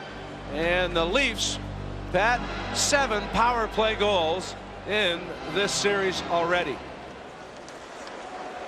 The Hawk penalty killing all regular season, one of the real bright lights, but in the late going it started to falter, and in the opening round here the Leafs have certainly given them fits on the power play. And here's the draw taken by Roenick, carrying it to the Toronto line, scooping it in deep. Gilmore hacked it back to center ice. Gary Suter is there to Chris Chelios. Bouncing it into the Toronto zone. He was well short of center. Murphy trying to get to it, and he's driven into the goal, which comes up off the moorings. Quite a battle there between Todd Gill and Joe Murphy. Todd Gill just headbutted Amani, a reverse headbutt. Amani is right. He was behind him, and Gill just snapped his head back, and I don't see the reverse headbutt very often. Eyes in the back of his head. Amani's teeth were almost in the back of his head. Murphy doing battle, Gill interfering with him and pushed him right into Potvin. Murphy and Gill and Potvin both exchanged shoves, and then a reverse headbutt on Amante. 2 minutes left here in this second period, and the Hawks are going to get what, an additional penalty? Unbelievable how these guys call games. Well, they're finally going to wash it off. The penalty to Ellett now and Murphy. But 4 straight by the Blackhawks, and all of a sudden it's 2 in a row for Toronto, and a 2-man advantage for a minute and a half, and it's a tie hockey game because of it. Brown Schick hearing it from Pat Burns behind the Toronto bench. Daryl Sutter looking on to try to figure out what that's all about.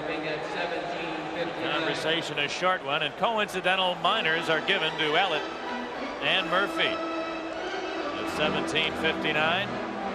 Phew, I thought Murphy was going to get an additional 2.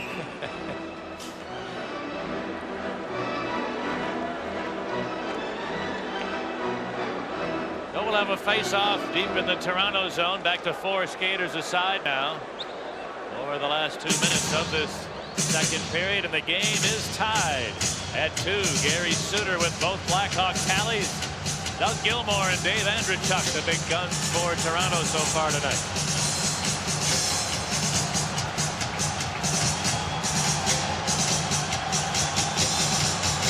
Now the draw, controlled by Sylvain Lefebvre.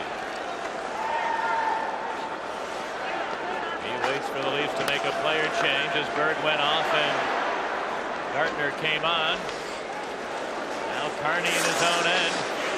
Had trouble with Gartner, who almost stole it, but Weinrich able to pick it up. Cleared it to the far side. Brent Sutter.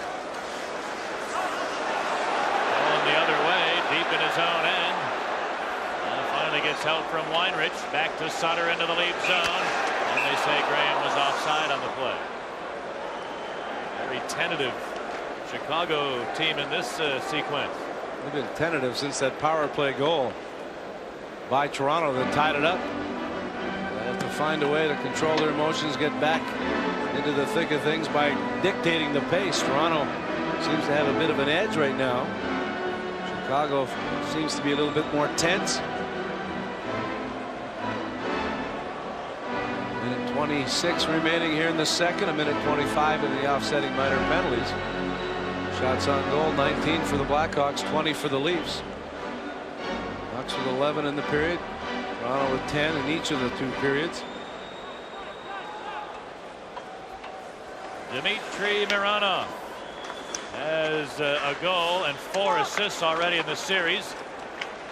With 1 helper tonight, Mironov tied up by Eastwood, gets help from Eastwood on the near side, and Mike Eastwood feeding Kent Manderville, stepping into the Hawk zone. A wrist shot right on Belfour. It ran through his legs, but he managed to fall on it just outside the goal crease. And now Eastwood trying to muck it up with Chelios. And that's just what Pat Burns would love to see from the Toronto standpoint. Eastwood going into Belfour well after he had corralled the puck on the shot from Manderville. Manderville looked like he was offside on a 2-line pass, but they ruled otherwise. And Manderville with the wrist shot from the near dot. Belfour made the save with the glove, fell between his legs and behind him, but he located it. Then Eastwood comes in, and Chelios there to protect his goaltender, works him over a bit.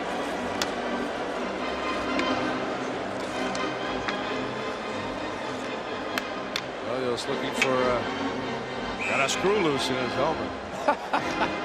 That has been suggested before by opposing players and coaches. I'll tell you, you want to go to battle. You want this guy on your side. Take him any minute, any time, anywhere.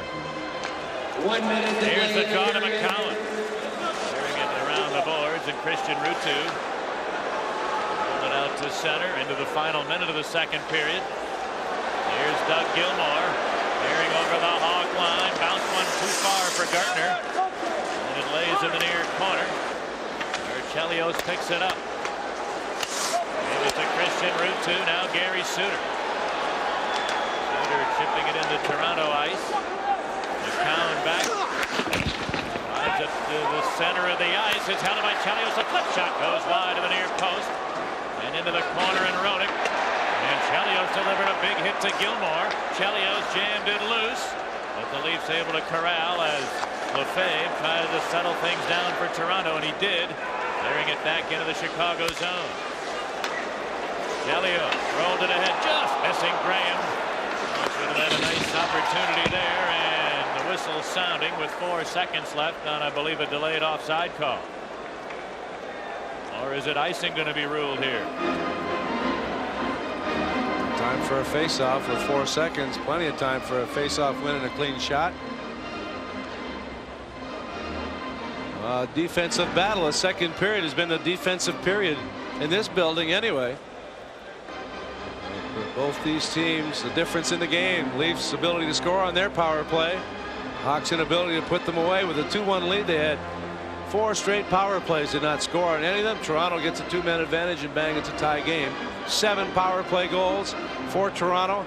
5 in 5 periods of play in this building. And they scored 4, remember, in the final game of the regular season in here. It makes it all the more imperative to keep your emotions in check and make sure any penalty you take is one that protects a teammate or prevents a scoring chance. Bad penalty turned everything around here in this second period. Sure did. Here's the draw. Hawks win it, and that'll do it for the second period. And Rob Pearson wants to get in Chelios' face.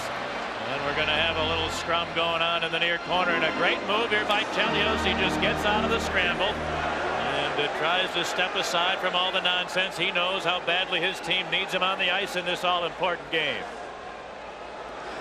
And he is a tired hockey player, and the Blackhawks look a bit tired. Ever since that power play goal, they have been beaten to the punch by a lot of Leaf players. 2 periods complete at Chicago Stadium, and Darren Pang is once again down at the bottom of the stairs.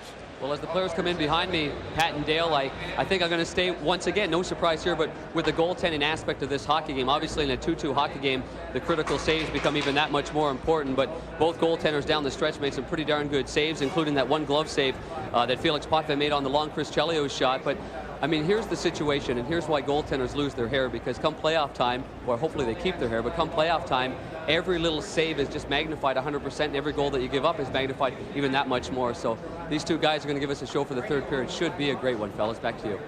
Well, certainly it will be a very important third period, and the second period summary is this way. Only one goal is scored by the Leafs on the power play. Dave Andreychuk with a tally on a two-man advantage from Doug Gilmour and Dmitry Mironov at 14:40 to enable the Leafs to tie this game. Each team had 11 shots on goal in the second, and through two, it's 21 Toronto shots and 19 Chicago shots on goal.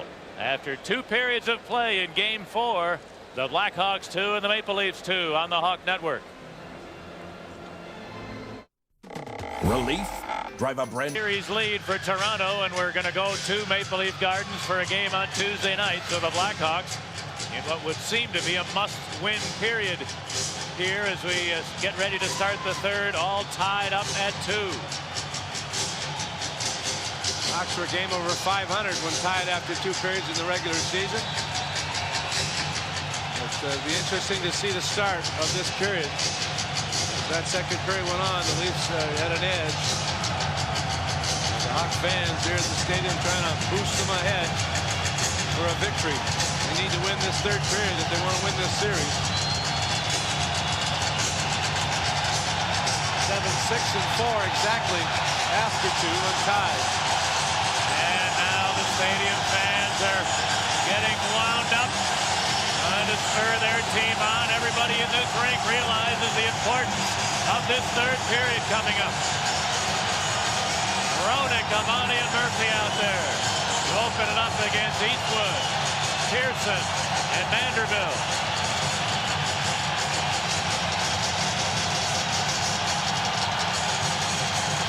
Rob Schick gets them ready, and here we go with the third.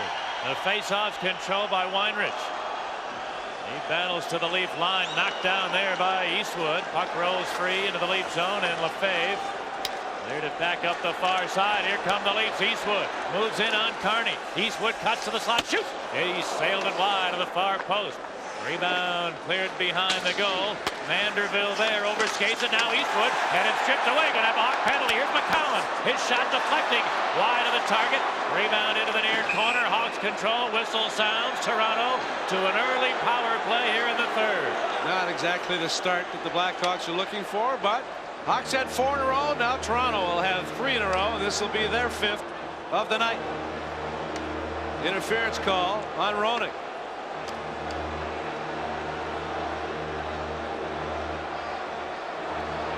Important, I guess. What'd you think as far as the penalty killing situation? Blackhawk penalty number 27, Jeremy Roenick. 2 minutes for interference at 33 seconds. Roenick just hammered Vanderbilt behind the net, and he gets caught. The Toronto Maple Leafs 2 out of 4 on the power play tonight. They are 7 out of 20 in the series. 7 out of 22, I should say. Here's the draw taken by Todd Gill. Up the near board to Gilmour. Rolling it into the corner, and Gardner. Mike Gardner lost the handle, and Chelios able to clear.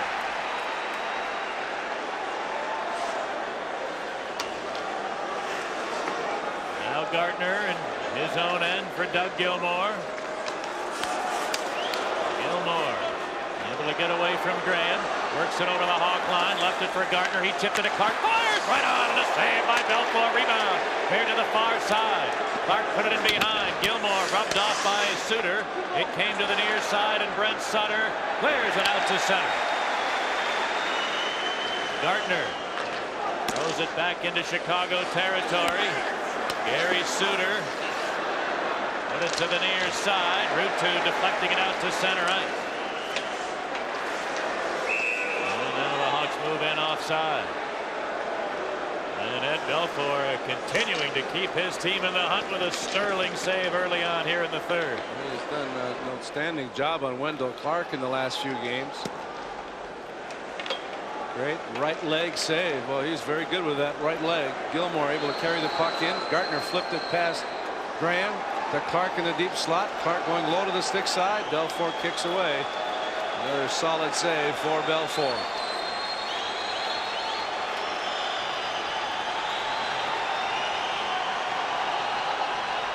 Face off in the neutral zone. Bouncing around, and Route 2 able to send it down into Toronto ice.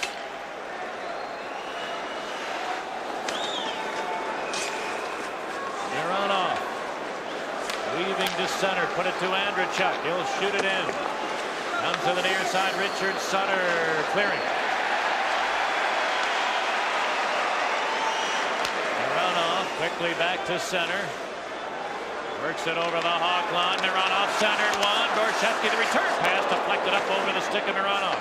Out to the line, Gilmour. Perrellet, the one-timer deflected over the glass into the crowd. Good defensive play by Chelios to prevent that pass. Gorshevsky trying to get it back to Mironov. Mironov playing outstanding hockey in this series.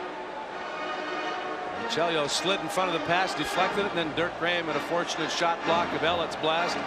Into the shaft of the stick and deflected into the seats.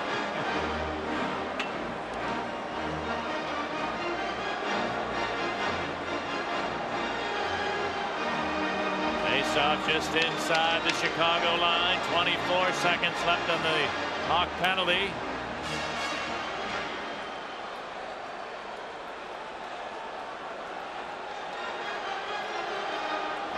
Now ready. And the draw to the Leafs. Gill. Gill moved it to Gilmour. It's a two-line pass, and the whistle sounds. Todd Gill, the longest serving member of the Maple Leafs. He began playing in Toronto in the 84-85 season.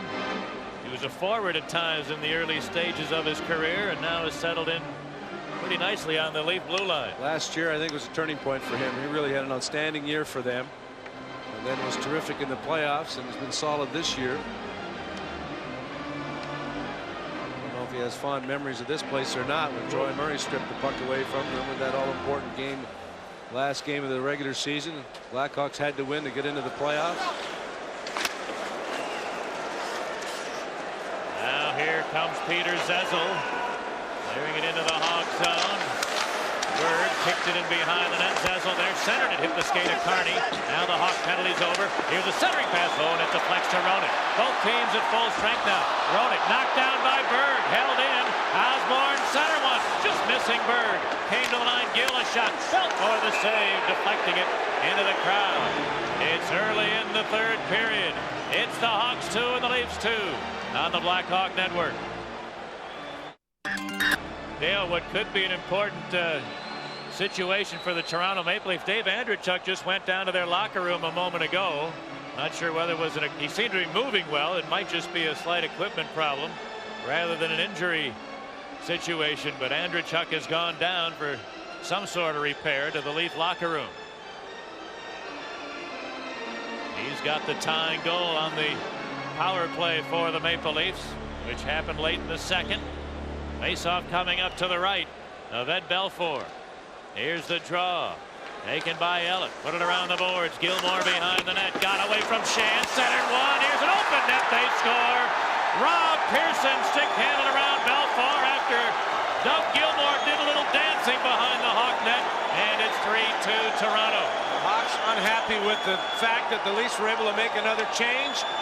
They were frustrated with Schick, and all of a sudden they didn't like the matchup at all. And as it turns out, Gilmour dances away from his check chance, and Pearson faked the shot, got away from Chelios, but Gilmour let go. Chance lost the draw. He's got to eliminate him, but by the time he gets back to him, Gilmour sidesteps him, and the pass, and Pearson buries it. That's not the matchup the Hawks wanted. It was allowed to stay because Schick wouldn't allow the non-change for Toronto, and it ends up as a go-ahead goal for Toronto. Dave Ellett and Doug Gilmour get the assists on Rob Pearson's goal at 2:59.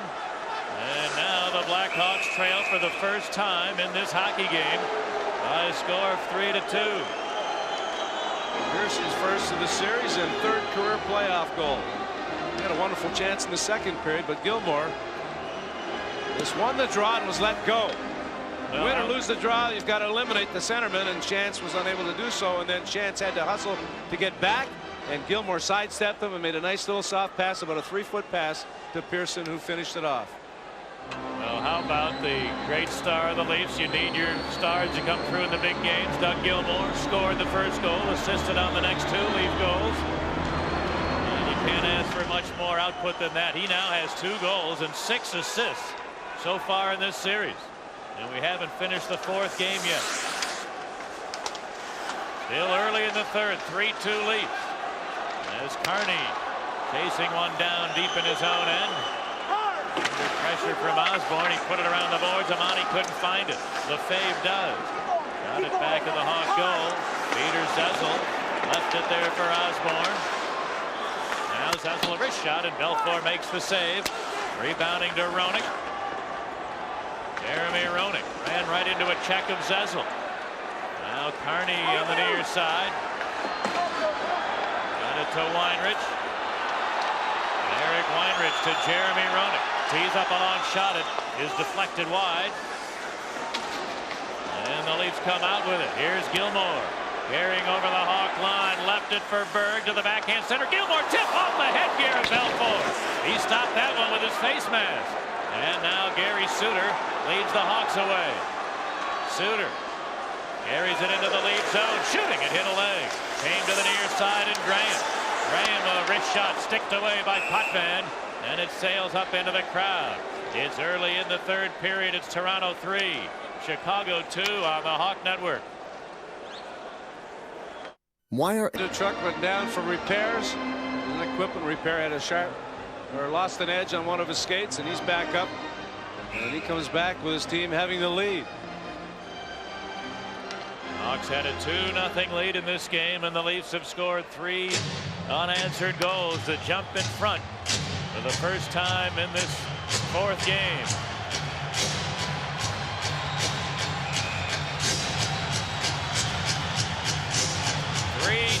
Toronto early in the 3rd. Face off to the right of Felix Potvin.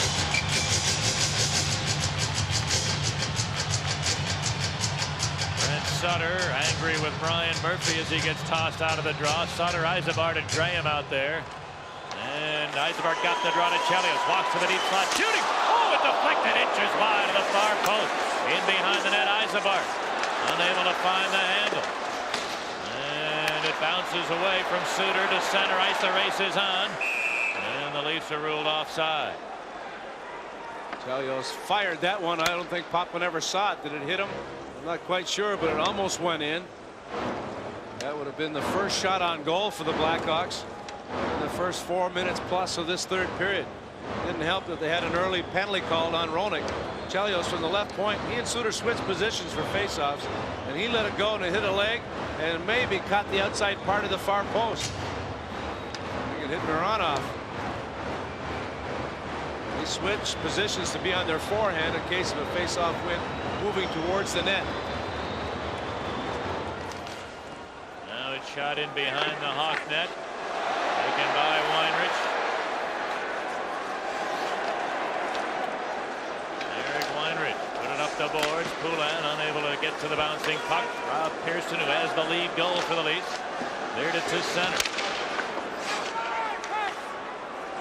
Now Carney. Gave it to Weinrich. Goes rink wide to Ruutu over the line. Ruutu, a wrist shot deflected up into the first balcony. Leafs in good position for a lot of these shot deflections. Good outlet pass from Weinrich to Ruutu. Ruutu with the puck at his feet. Good job of picking it up and tried to snap the wrist shot one-on-one with McCown. McCown backs into the top of the circle. Good move by Ruutu. You shoot through the legs of the defenseman, and sometimes it's difficult for the goaltender to pick it up, especially if you shoot it quickly. Ruutu's shot never got to Felix Cat. Well, this series will move up to Toronto on Tuesday night for Game 5. Sports Channel coverage with Jim and Billy beginning at 6 o'clock Chicago time. And the MVP pregame with Brian and Darren starts at 5:30 on Tuesday night for the 5th game of this series. And now we're going to have another Hawk penalty, I believe, as McCowan got an inadvertent high stick, it looked like, from Joe Murphy, but Rob Schick's going to give him a penalty. This is unbelievable. And Murphy trying to plead his case that it was accidental. I never saw anything intentional. McCown is not cut. He's not hurt. So Toronto will get 4 power plays in a row. Penalty, number 17, Joe Murphy. McCown's stick jarred Murphy's stick up into McCown's face. That's just tough luck. Not anymore. I don't think Schick made the call. I think the official, the linesman, might have made that call. So now the ledger sheet is even. 4 in a row for Chicago, now 4 in a row for Toronto. That is not a penalty. Regrettably for the Hawks, the guy with the striped shirt said it was, and the Leafs, who've had a great series on the power play, now get another opportunity. They add to a 3-2 lead. Wendell Clark shoots it in. Funny hop to the near side, and Suter's on it. Gary Suter looks for Graham. He was in ahead of the play. And leaves the puck go to avoid his late offside. And Mike Gardner may be shaken up. Graham got a good piece of his left leg. And Gardner is slow going to the Leaf bench.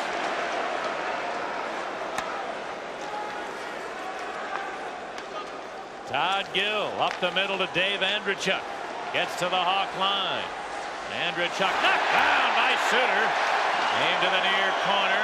And Suter unable to get it out. Gilmore put it to the line. Gill with a long wrist shot blocked by Ruutu. Back to Gill for Gilmore near board. Doug Gilmore takes a look. Tried to center. Deflected by Roenick, who chased it down and cleared it ahead to Ruutu. Ruutu one-on-one with Gill over the line. A wrist shot. And a save by Potvin. And Potvin hanging on. Will get a whistle. Ruutu pleading his case as he had been knocked down after letting that shot go. No penalty will be called here. This does Pat this first 2 power plays against him. It takes a lot of energy to kill off power plays, especially down by a goal in a critical game 4 of the series. Ruutu with a wrist shot, tripped by Gill with the right leg, and then went crashing into the side of the net. Dale, you mentioned that, and it also takes away from the top stars who are going to be needed for offense. But Chelios and Suter out there to start this penalty kill. Roenick was out there. The guys you're going to need probably to try to find the come from behind goals. You need a little more energy to come from behind than you do in protecting the lead. Now the draw in the Leaf zone taken by Dave Ellett.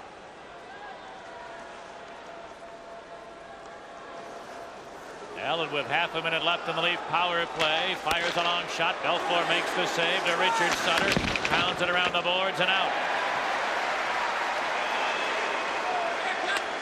13 minutes to go in the 3rd period. 3-2 in favor of the Leafs. We're looking to put a stranglehold on this series. Now Manderville. Got to center. Rolled it loose. Pearson over the Hawk line. Had it knocked away by Weinrich. And Eric Weinrich able to work his way to center. Now Murphy's penalties over both teams. At full strength, Murphy for Cunningworth. Back to Murphy. Bouncing puck, he loses. And it's corralled by Ellett. Moving it back into the Hawk zone. He was well short of center. And why was icing waved off there? The Hawks anticipated icing, and now the Leafs steal one. Here's Berg. Taking it around the board. Taken by the Leafs, but a pass is stolen now by Roenick. Jeremy Roenick racing back into the Toronto zone. Roenick to the near side, surrounded by Leafs. Faven Zezel bumped him, then Amani unable to keep it in there. Peter Zezel tees up a long shot. Belfour makes that stop to Chelios. Chelios looking for Roenick on the breakaway pass. It deflects into the Leaf zone. And McCown able to prevent a scoring opportunity nicely. Roenick quickly back over the line. Trying to cut in there. Got Lefebvre center. One Amani. He found it. A bouncing puck. Big scramble. Where's the puck? It's underneath Potvin.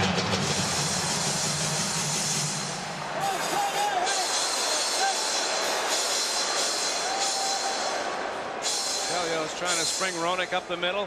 Roenick a good job of picking up the pass. Stopped. Persevered. Came back. Went around. The defenseman Lefebvre. Put it up front, stopped, deflected, hacked at by Amante. Blocker save. Puck squirted loose and stayed right in front of Potvin, and Potvin was able to make the save. And then the Blackhawk player Graham worked over by 3 Leaf players, but no penalty called. 11.5 minutes left here in the third. The Hawks trailing 2-1 in games and 3-2 in this game. 3 unanswered goals by Toronto. 2 power play goals. Pearson with the go-ahead goal at 2:59 on a beautiful feed from Gilmore. Dirk Graham needs some repair to his headgear. I think Rob Schick over to check out that situation.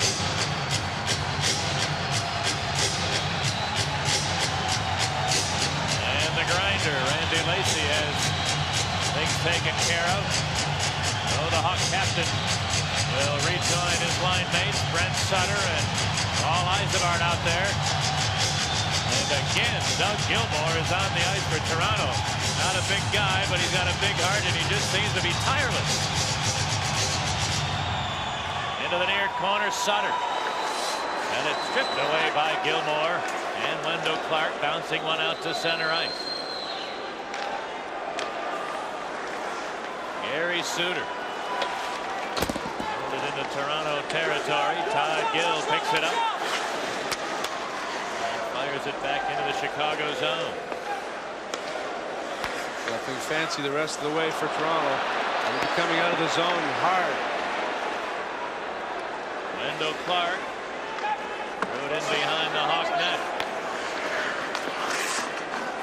Here's Chris Chelios beating Brent Sutter. Carries it over the Leaf line. Put it to Yzerman. Shot deflecting up off the glass.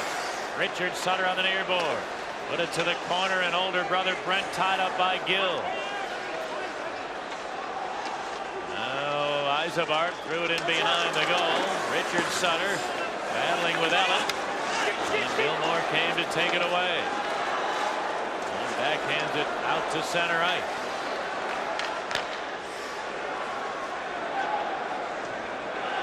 Brent Sutter gave it to Patrick Poulin as the Hawks try to maintain possession while making a player change.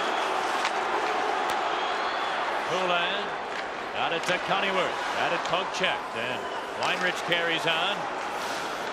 He was stopped by Manderville along the near board, and back into the Hawk zone it goes. We've reached the halfway point of the third. 3-2 in favor of the Leafs. Christian Ruutu gets into the Maple Leaf zone. Bangs it behind the net, chasing himself. Centered one, Carney! And he shot it wide. Rebound taken by Ruutu. He threw it in behind the net. Mironov looking to clear, and got help from Andreychuk to lift it into the Hawk zone. Eric Weinrich gave it to Poulin, who had his pass picked off, and Lefebvre shoots it back in there. Leafs aren't going to give up many scoring chances. Or I should say Carney, a perfect chance from the slot. Tried to be too fine with it and missed the net. Now Jeremy Roenick looking to motor out of his own end. He does to center. Tried to shoot it in, but it hit somebody, and Karam to Osborne, a long shot. Belfour stopped it. Taken by Chelios. Now under 9 minutes left. Here's Suter. Got knocked down by Berg, who stuck the leg out, and the play goes on. Chelios looks for Suter. Got it to Amati, feeding Chelios. He has Roenick on the right side over the line. Roenick, a rich shot, didn't get anything on it. Rolled weakly to Potvin, who smothers and takes a whistle. 8.5 left in regulation time. Toronto 3, Chicago 2 on the Blackhawk Network. Grossi. The neutral zone. 5 players. 2 defensemen outside the line, the 3 forwards in the neutral zone. Cramped quarters, and the Blackhawks unable to counter and make any plays. A couple of short passes back and forth between defensemen will sometimes have a way of getting away from this trap to spring somebody on the offside. And so far, the Leafs have really frustrated the Blackhawks. The Hawks have only had 3 shots on goal. They need to find a way to get through the trap.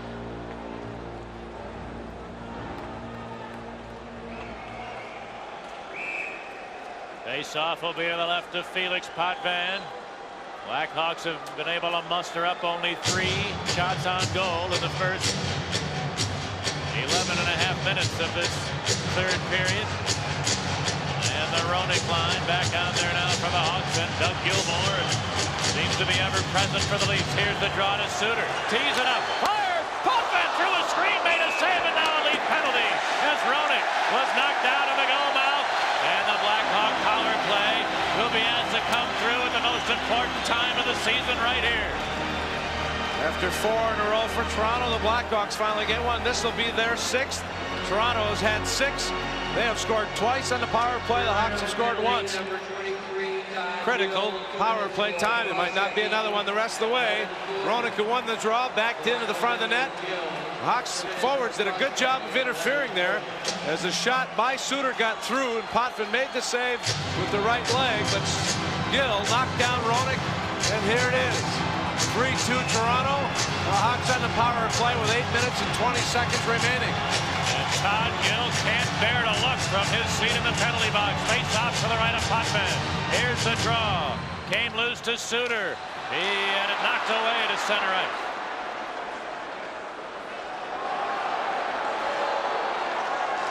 Now Joe Murphy in his own end.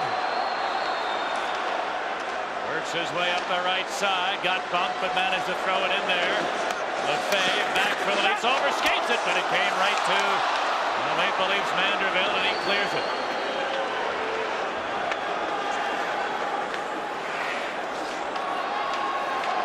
Gary Suter looks for Murphy on right wing. Murphy moved it to Roenick over the line. Turned into the corner under pressure from Lefebvre. All 3 Hawk forwards in there. Puck came loose to Roenick. Roenick on the near board with it. Gets his helmet straightened out. It was down in his eyes. Put it to Suter. A Robbie Moore! Gary Suter! The hat trick! Only the second Blackhawk defenseman to ever score a hat trick in the postseason. Here come the Fedoras, cascading down from the stadium rafters. And the Blackhawk power play, which has let them down so many times all year, now at the most critical time of the season, comes through. The hat trick for Suter. We're tied at 3.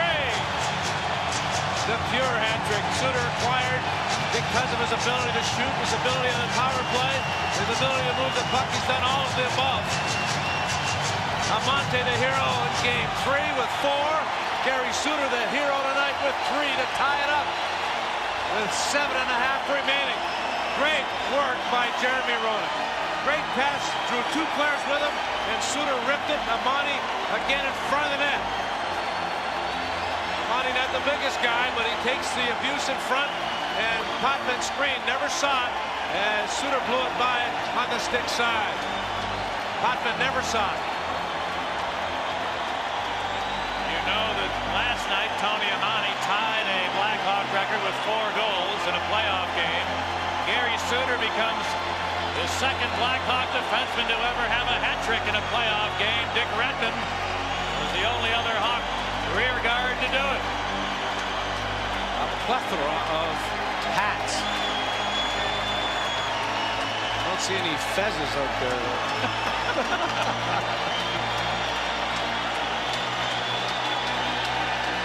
Well, this guy threw his hat and his hair.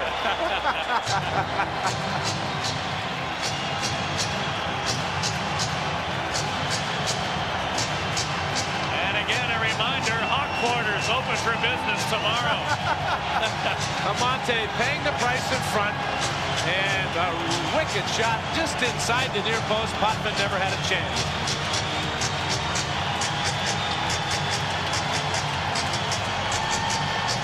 Well, the much maligned Chicago Blackhawk power play, and a good bit of the maligning has come from this broadcast booth. But all year long, it's been more of a negative than a positive. But now, at the most important time of the season, the power play comes through with Gary Suter's goal. But how often have you said it? You've said it half a dozen times tonight at least. Why is it successful? It is when there's a man in front of the net. Man in front and a man in the slot usually will do the trick. And then one guy roving around on either side. Gary Suter. Roenick Monty's in the slot, little triangle situation. Then once the puck comes back to the corner, shrinks up the box. You have to pay attention to him. Gives the point a little more room. If they don't pay attention to the slot, the guy in the slot has room. But Roenick drew the checker all the way back. Zezel followed up on Roenick, and Roenick was able to get it to Suter and give Suter time. Amani went to the front of the net after leaving the slot, and bang, it's in the net. Excellent work by Roenick there. Absolutely, huh? He just dangled the carrot in front of Zezel, threw him into the corner. Hook, line, and sinker. I wonder if he used a Williams wobbler. And Jeremy Roenick has assisted on all 3 Hawk goals tonight. Now has 6 helpers so far in the series. We saw a lot of Roenick doing that in the last weeks of the season. He had a chance to score 50. It was unselfish in a lot of games, trying to pass the puck instead of shooting himself to go for the 50-goal milestone. And he dished it off beautifully, and he continues to do it in the playoffs. And goal for Suter, assisted by Jeremy Roenick and Joe Murphy. At 12:35, the second power play goal of the game for Chicago. And in these 2 crucial games in terms of the Hawk fortunes, how are the acquisitions that Bob Pulford made looking? Pretty solid. Now they need to get some other people on track offensively. You get Ruutu and Yzerbark going, and other people to score some goals. Well, now it's important to remember that with all the euphoria in Chicago Stadium, all that goal has done is give the Blackhawks a chance.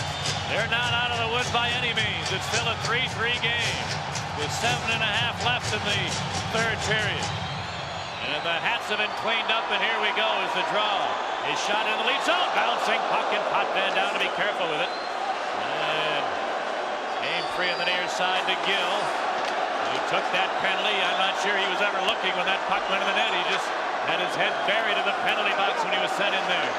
It's dumped into the Hawk zone. Gilmore, far corner, Sanders. Here's Gill. His shot is blocked. Gary Suter made the block. Out comes Chelios to Roenick. He was knocked off the puck by Gill at the leaf line. And now Mike Gartner slides it into the Hawk zone.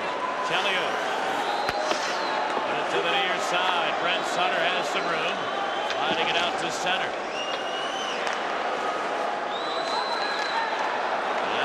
Rolls it into the Hawk zone.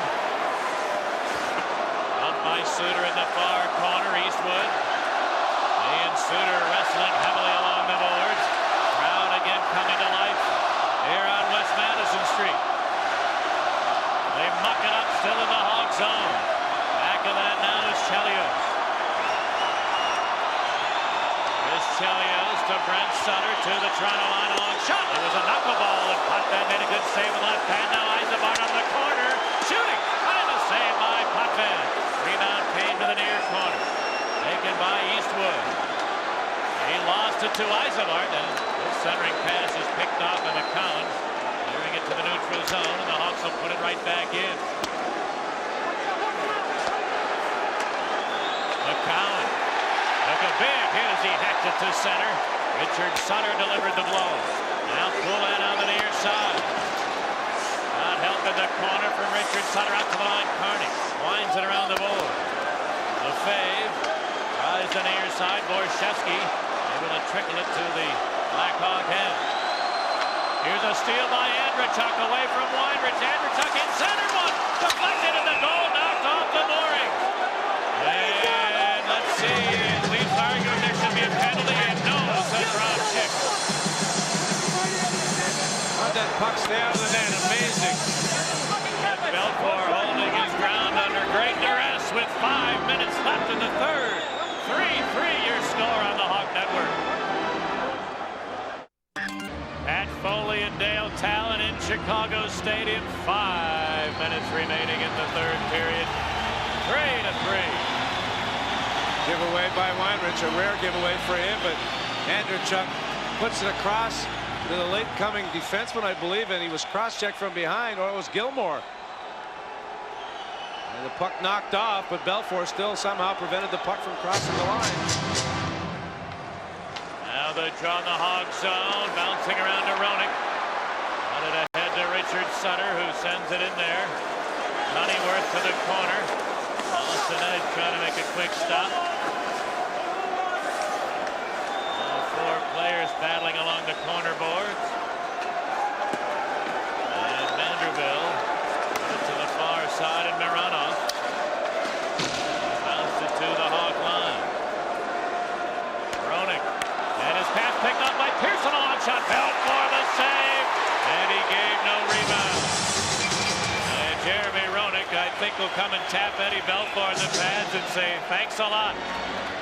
Well, if you're going to give it away there with no one else in front. Pearson just did him a favor, turned and shot a long one, and Belfour held on. Wisely so, because a tired group of players out there. Roenick is really, I don't know how much he's got left in the tank, as much as he's been giving tonight.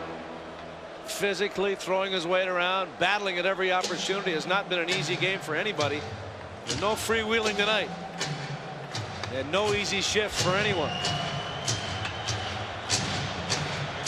Brent Sutter and Doug Gilmour to the right, and then Belfour.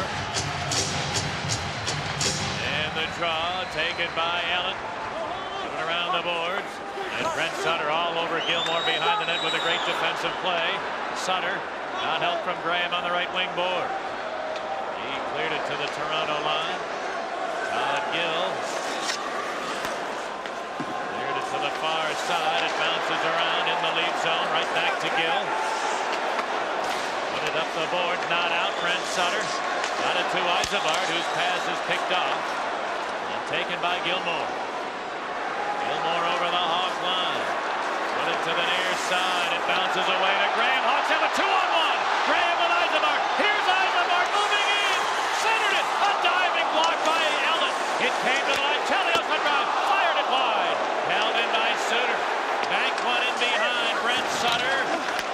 Tied up by Gill, and Clark came away with it. Wendell Clark to the Hawk line. Put it to the near side. And Suter comes away with it. Clearing it out to center ice. Leafs dump it back in. 3.5 minutes remaining in the third. What a play by Ellett. Absolutely. Yzerberg made the right play, trying to go for the easy goal. Here's Zezel in on Chelios. A shot. Big save by Belfour on Zezel. Rebound to the Hawks. And Murphy slipped it ahead to Amati. His pass deflects deep into the lead zone. Going to be a delayed offside here. And now the whistle sounds against the Hawks. Dale, you mentioned the fatigue factor, and the big guns for the Blackhawks have to be feeling very much of fatigue here in the late going. They have been on the ice just about all night long.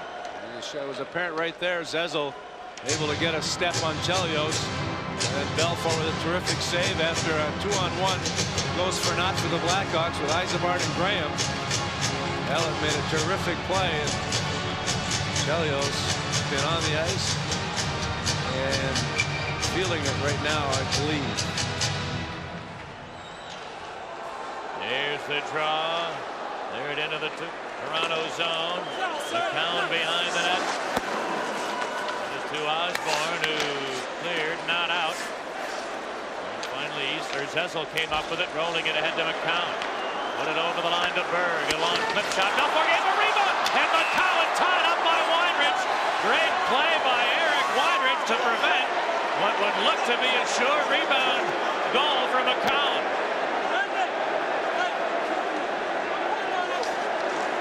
And Ed Belfour hasn't moved yet. He's still on the ice, and here comes Mike Gatzke in a hurry off the Hawk bench. Well, he moved awkwardly, tried to get into a position. It looked like he might have pulled something. He just sat on that puck, and then all of a sudden just fell over in pain. And I don't know if Osborne, coming in after the fact, hitting from behind as he often does, might have had the guy land on top of Belfour. The shot, the rebound, Weinrich ties up McCown.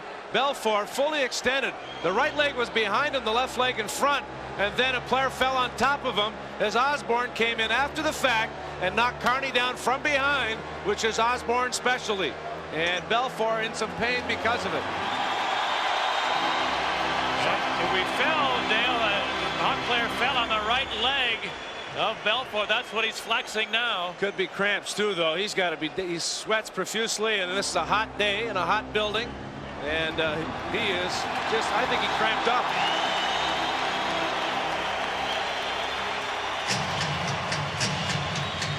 Weinrich with a great play. Belfour, he's all right there, and then all of a sudden the player falls on top of his right leg. Carney, who was hit from behind by Osborne.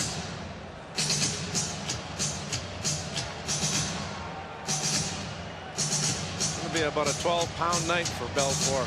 Yeah. And he is no fat content on him. What do you want to bet he's going to be on the exercise bike afterwards, too? I don't know about tonight. After back-to-back playoff intense games, I would think someone should tell him to go put his feet up and have a couple of Gatorades or whatever. Well, he continues to flex that right leg a little bit, but he will continue on being the battler that he is. He'd have to be carried off this ice surface to leave this game. Face off to his right. 2:46 to go in the third. 3-3 the score. Here's the draw.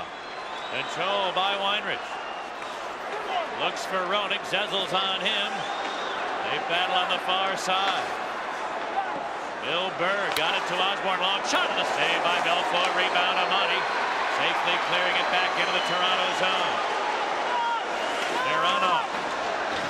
It's help from Osborne.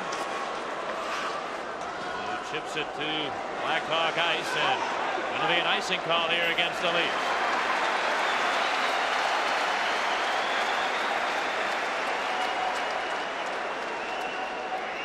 Face-offs now are ultra important. With 2:15 left, we saw how the Hawks won the last game. The 5-4 lead. They won all 5 face-offs in their own zone in the last minute or so of the third period. Now, can they get the win? Will the face-off win and a clean shot at Potvin by going to the net? Brent Sutter and Doug Gilmour for the draw to the left of the Leaf goal.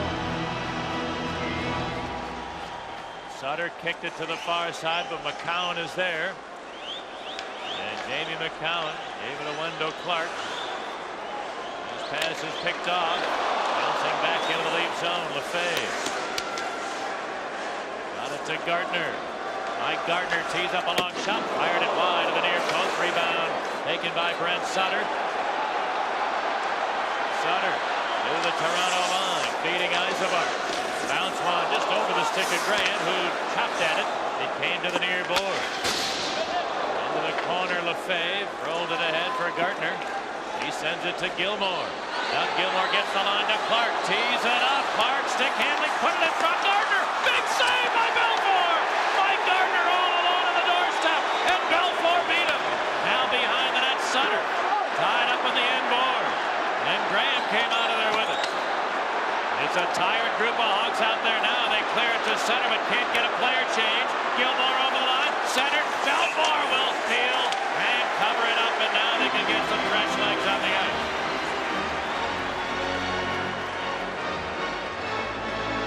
I'll tell you what, partner, regardless of the outcome of this game, there have been many folks in Chicago that have questioned the playoff performances of Ed Belfour in the past. He certainly has answered several of his critics in this series. Had a tough start, tough first game, but who didn't on that Blackhawk team? And he has been outstanding. Shaky start last night, but in critical situations. What a big save on Mike Gardner. Gardner, not an easy guy to stop. Only 4 guys in the history of the game have scored more goals than Mike Gardner. And he had a glorious point-blank chance right there. Nice play from Wendell Clark to put him in, and went to the backhand. Belfour, outstanding in a minute 10. Now Roenick and Gilmour to the right of the Hawk net.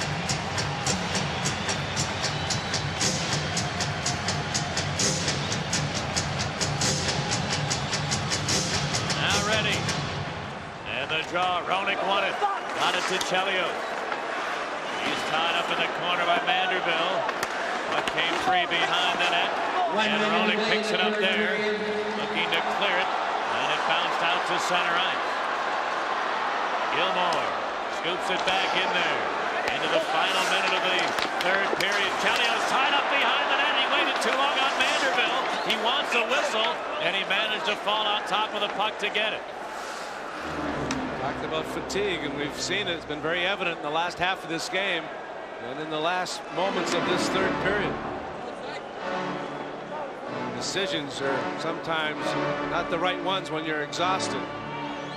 You've experienced it as a player, Dale, but the physical fatigue is only part of what the problem is. Your mind seems to get clouded, doesn't it? Not so much clouded, it's just that you're not fresh, you're not making right decisions because you think that you have to make something out of nothing. When you're fresh, you don't have that attitude. When nothing's there, you just make the safe play, but sometimes when you're tired, you try to create something and it backfires.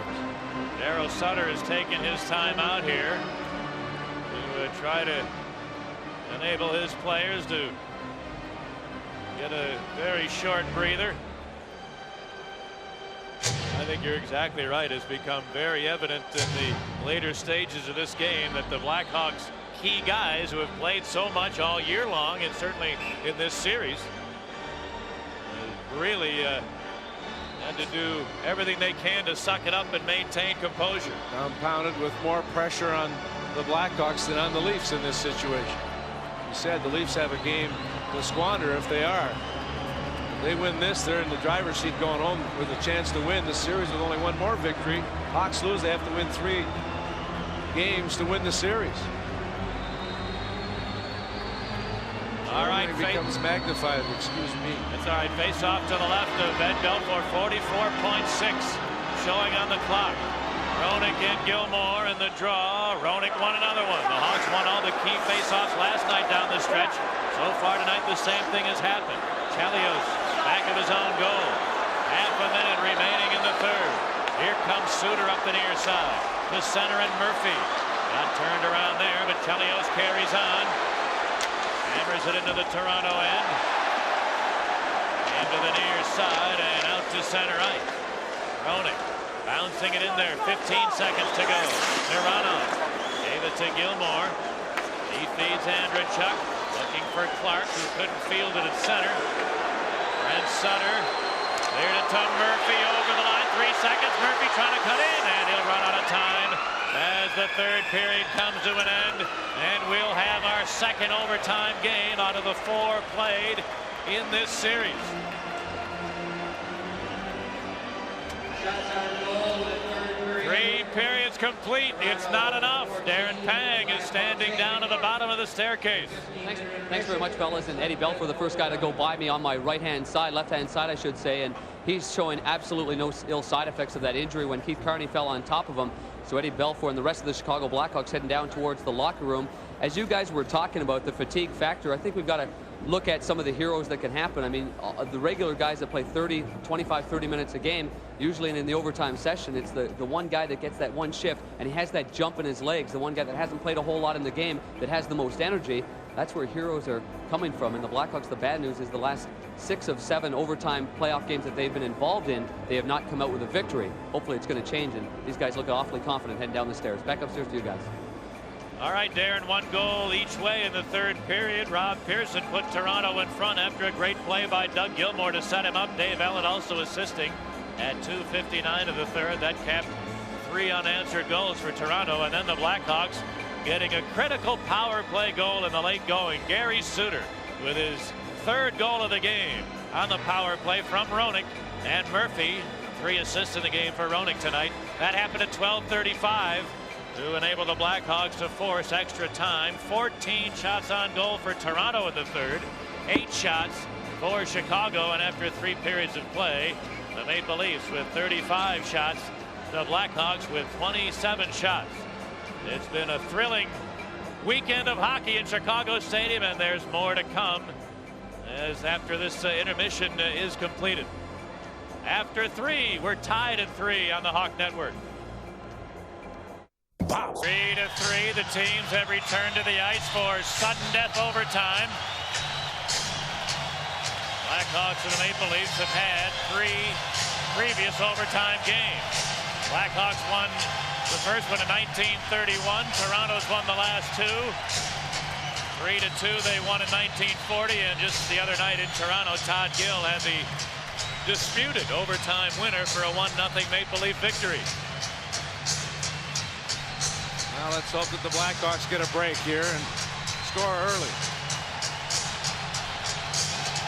35 shots for Toronto, 27 shots for Chicago.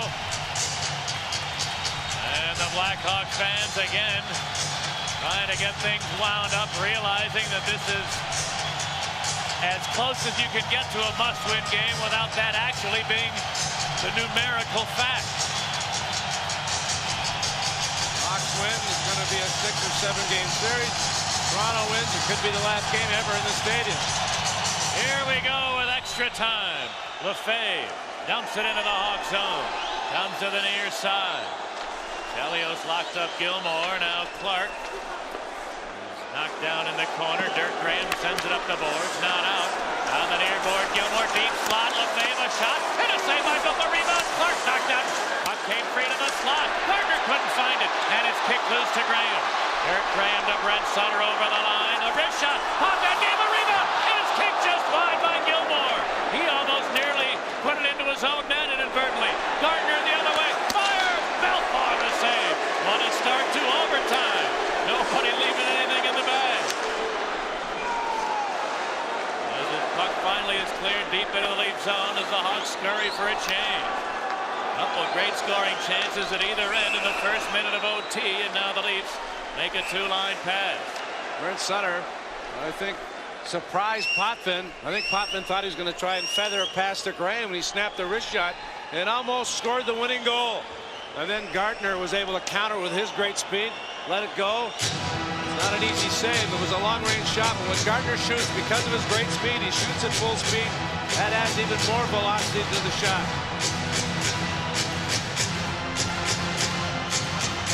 Now Roenick, Amani, and Murphy against Eastwood, Vanderbilt, and Pearson for the Leafs. Here's the draw. Todd Gill under pressure from Amani. Popped it up. Amani put it around the boards. Taken by Ellett. And he slides it out to center ice. Keith Kearney. That is pass deflected. And it's corralled by Weinrich. Bouncing one over the Leaf line. Murphy picked it out of midair to Amani. Set him up. Roenick. Hawks win! Hawks win! Hawks win! Jeremy Roenick after the giveaway was forced by Amani. What a play by Tony Amani. And Jeremy Roenick fired it home at the 1:23 mark. And the Blackhawks have come back from the dead in this series. And they've tied it up at 2 games apiece. Amante with good perseverance. Todd Gill, a nightmare in this building. Forced to turn it over, picked up, put up front, hacked at by Joe Murphy out of midair to keep it alive. Back to Amani, and Roenick sneaks in with a bouncing puck, and not an easy shot. He put it just inside the near post, and it's 2-2 momentum Blackhawks. What a gutty performance by this team. They look tired, down and out it looks like. Down 3-2. And somehow they found a way. A key power play goal and an early overtime win. Did the kid pick a pretty good time for his first playoff goal? Listen to the crowd. They're all on their feet. Nobody's left. The old gray lady on West Madison Street. Just now the players are leaving the ice to the roar of approval from the stadium fans who saw them lose a 2-0 lead, fall behind 3-2, rally to tie it, and then win it in overtime.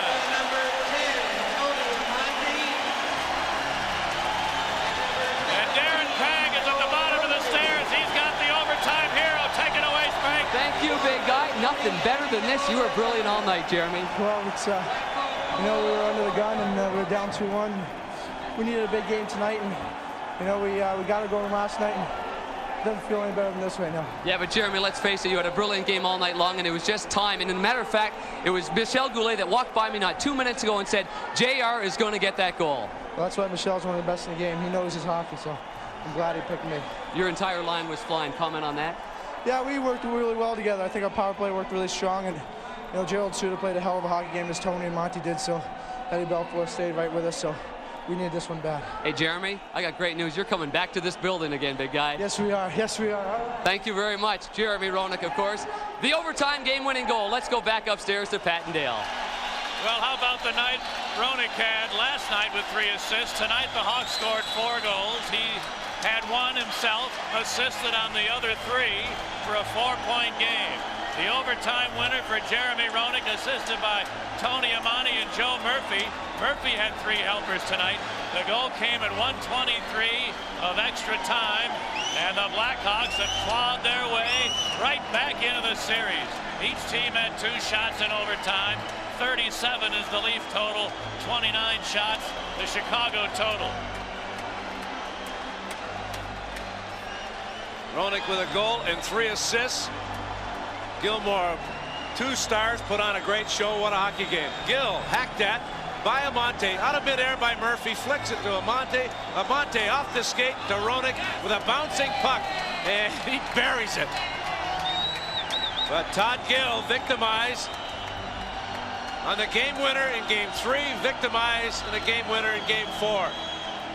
Swatted at by Amonte, out of midair by Murph, back to Amonte, Amonte to Roenick, and Roenick made no mistake. Game of inches, Pat.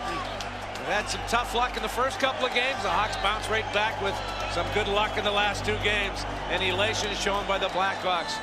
Well, that was certainly a great memory in Blackhawks history. That game ended up being the final victory ever at Chicago Stadium as the Hawks dropped the last 2 games of the series.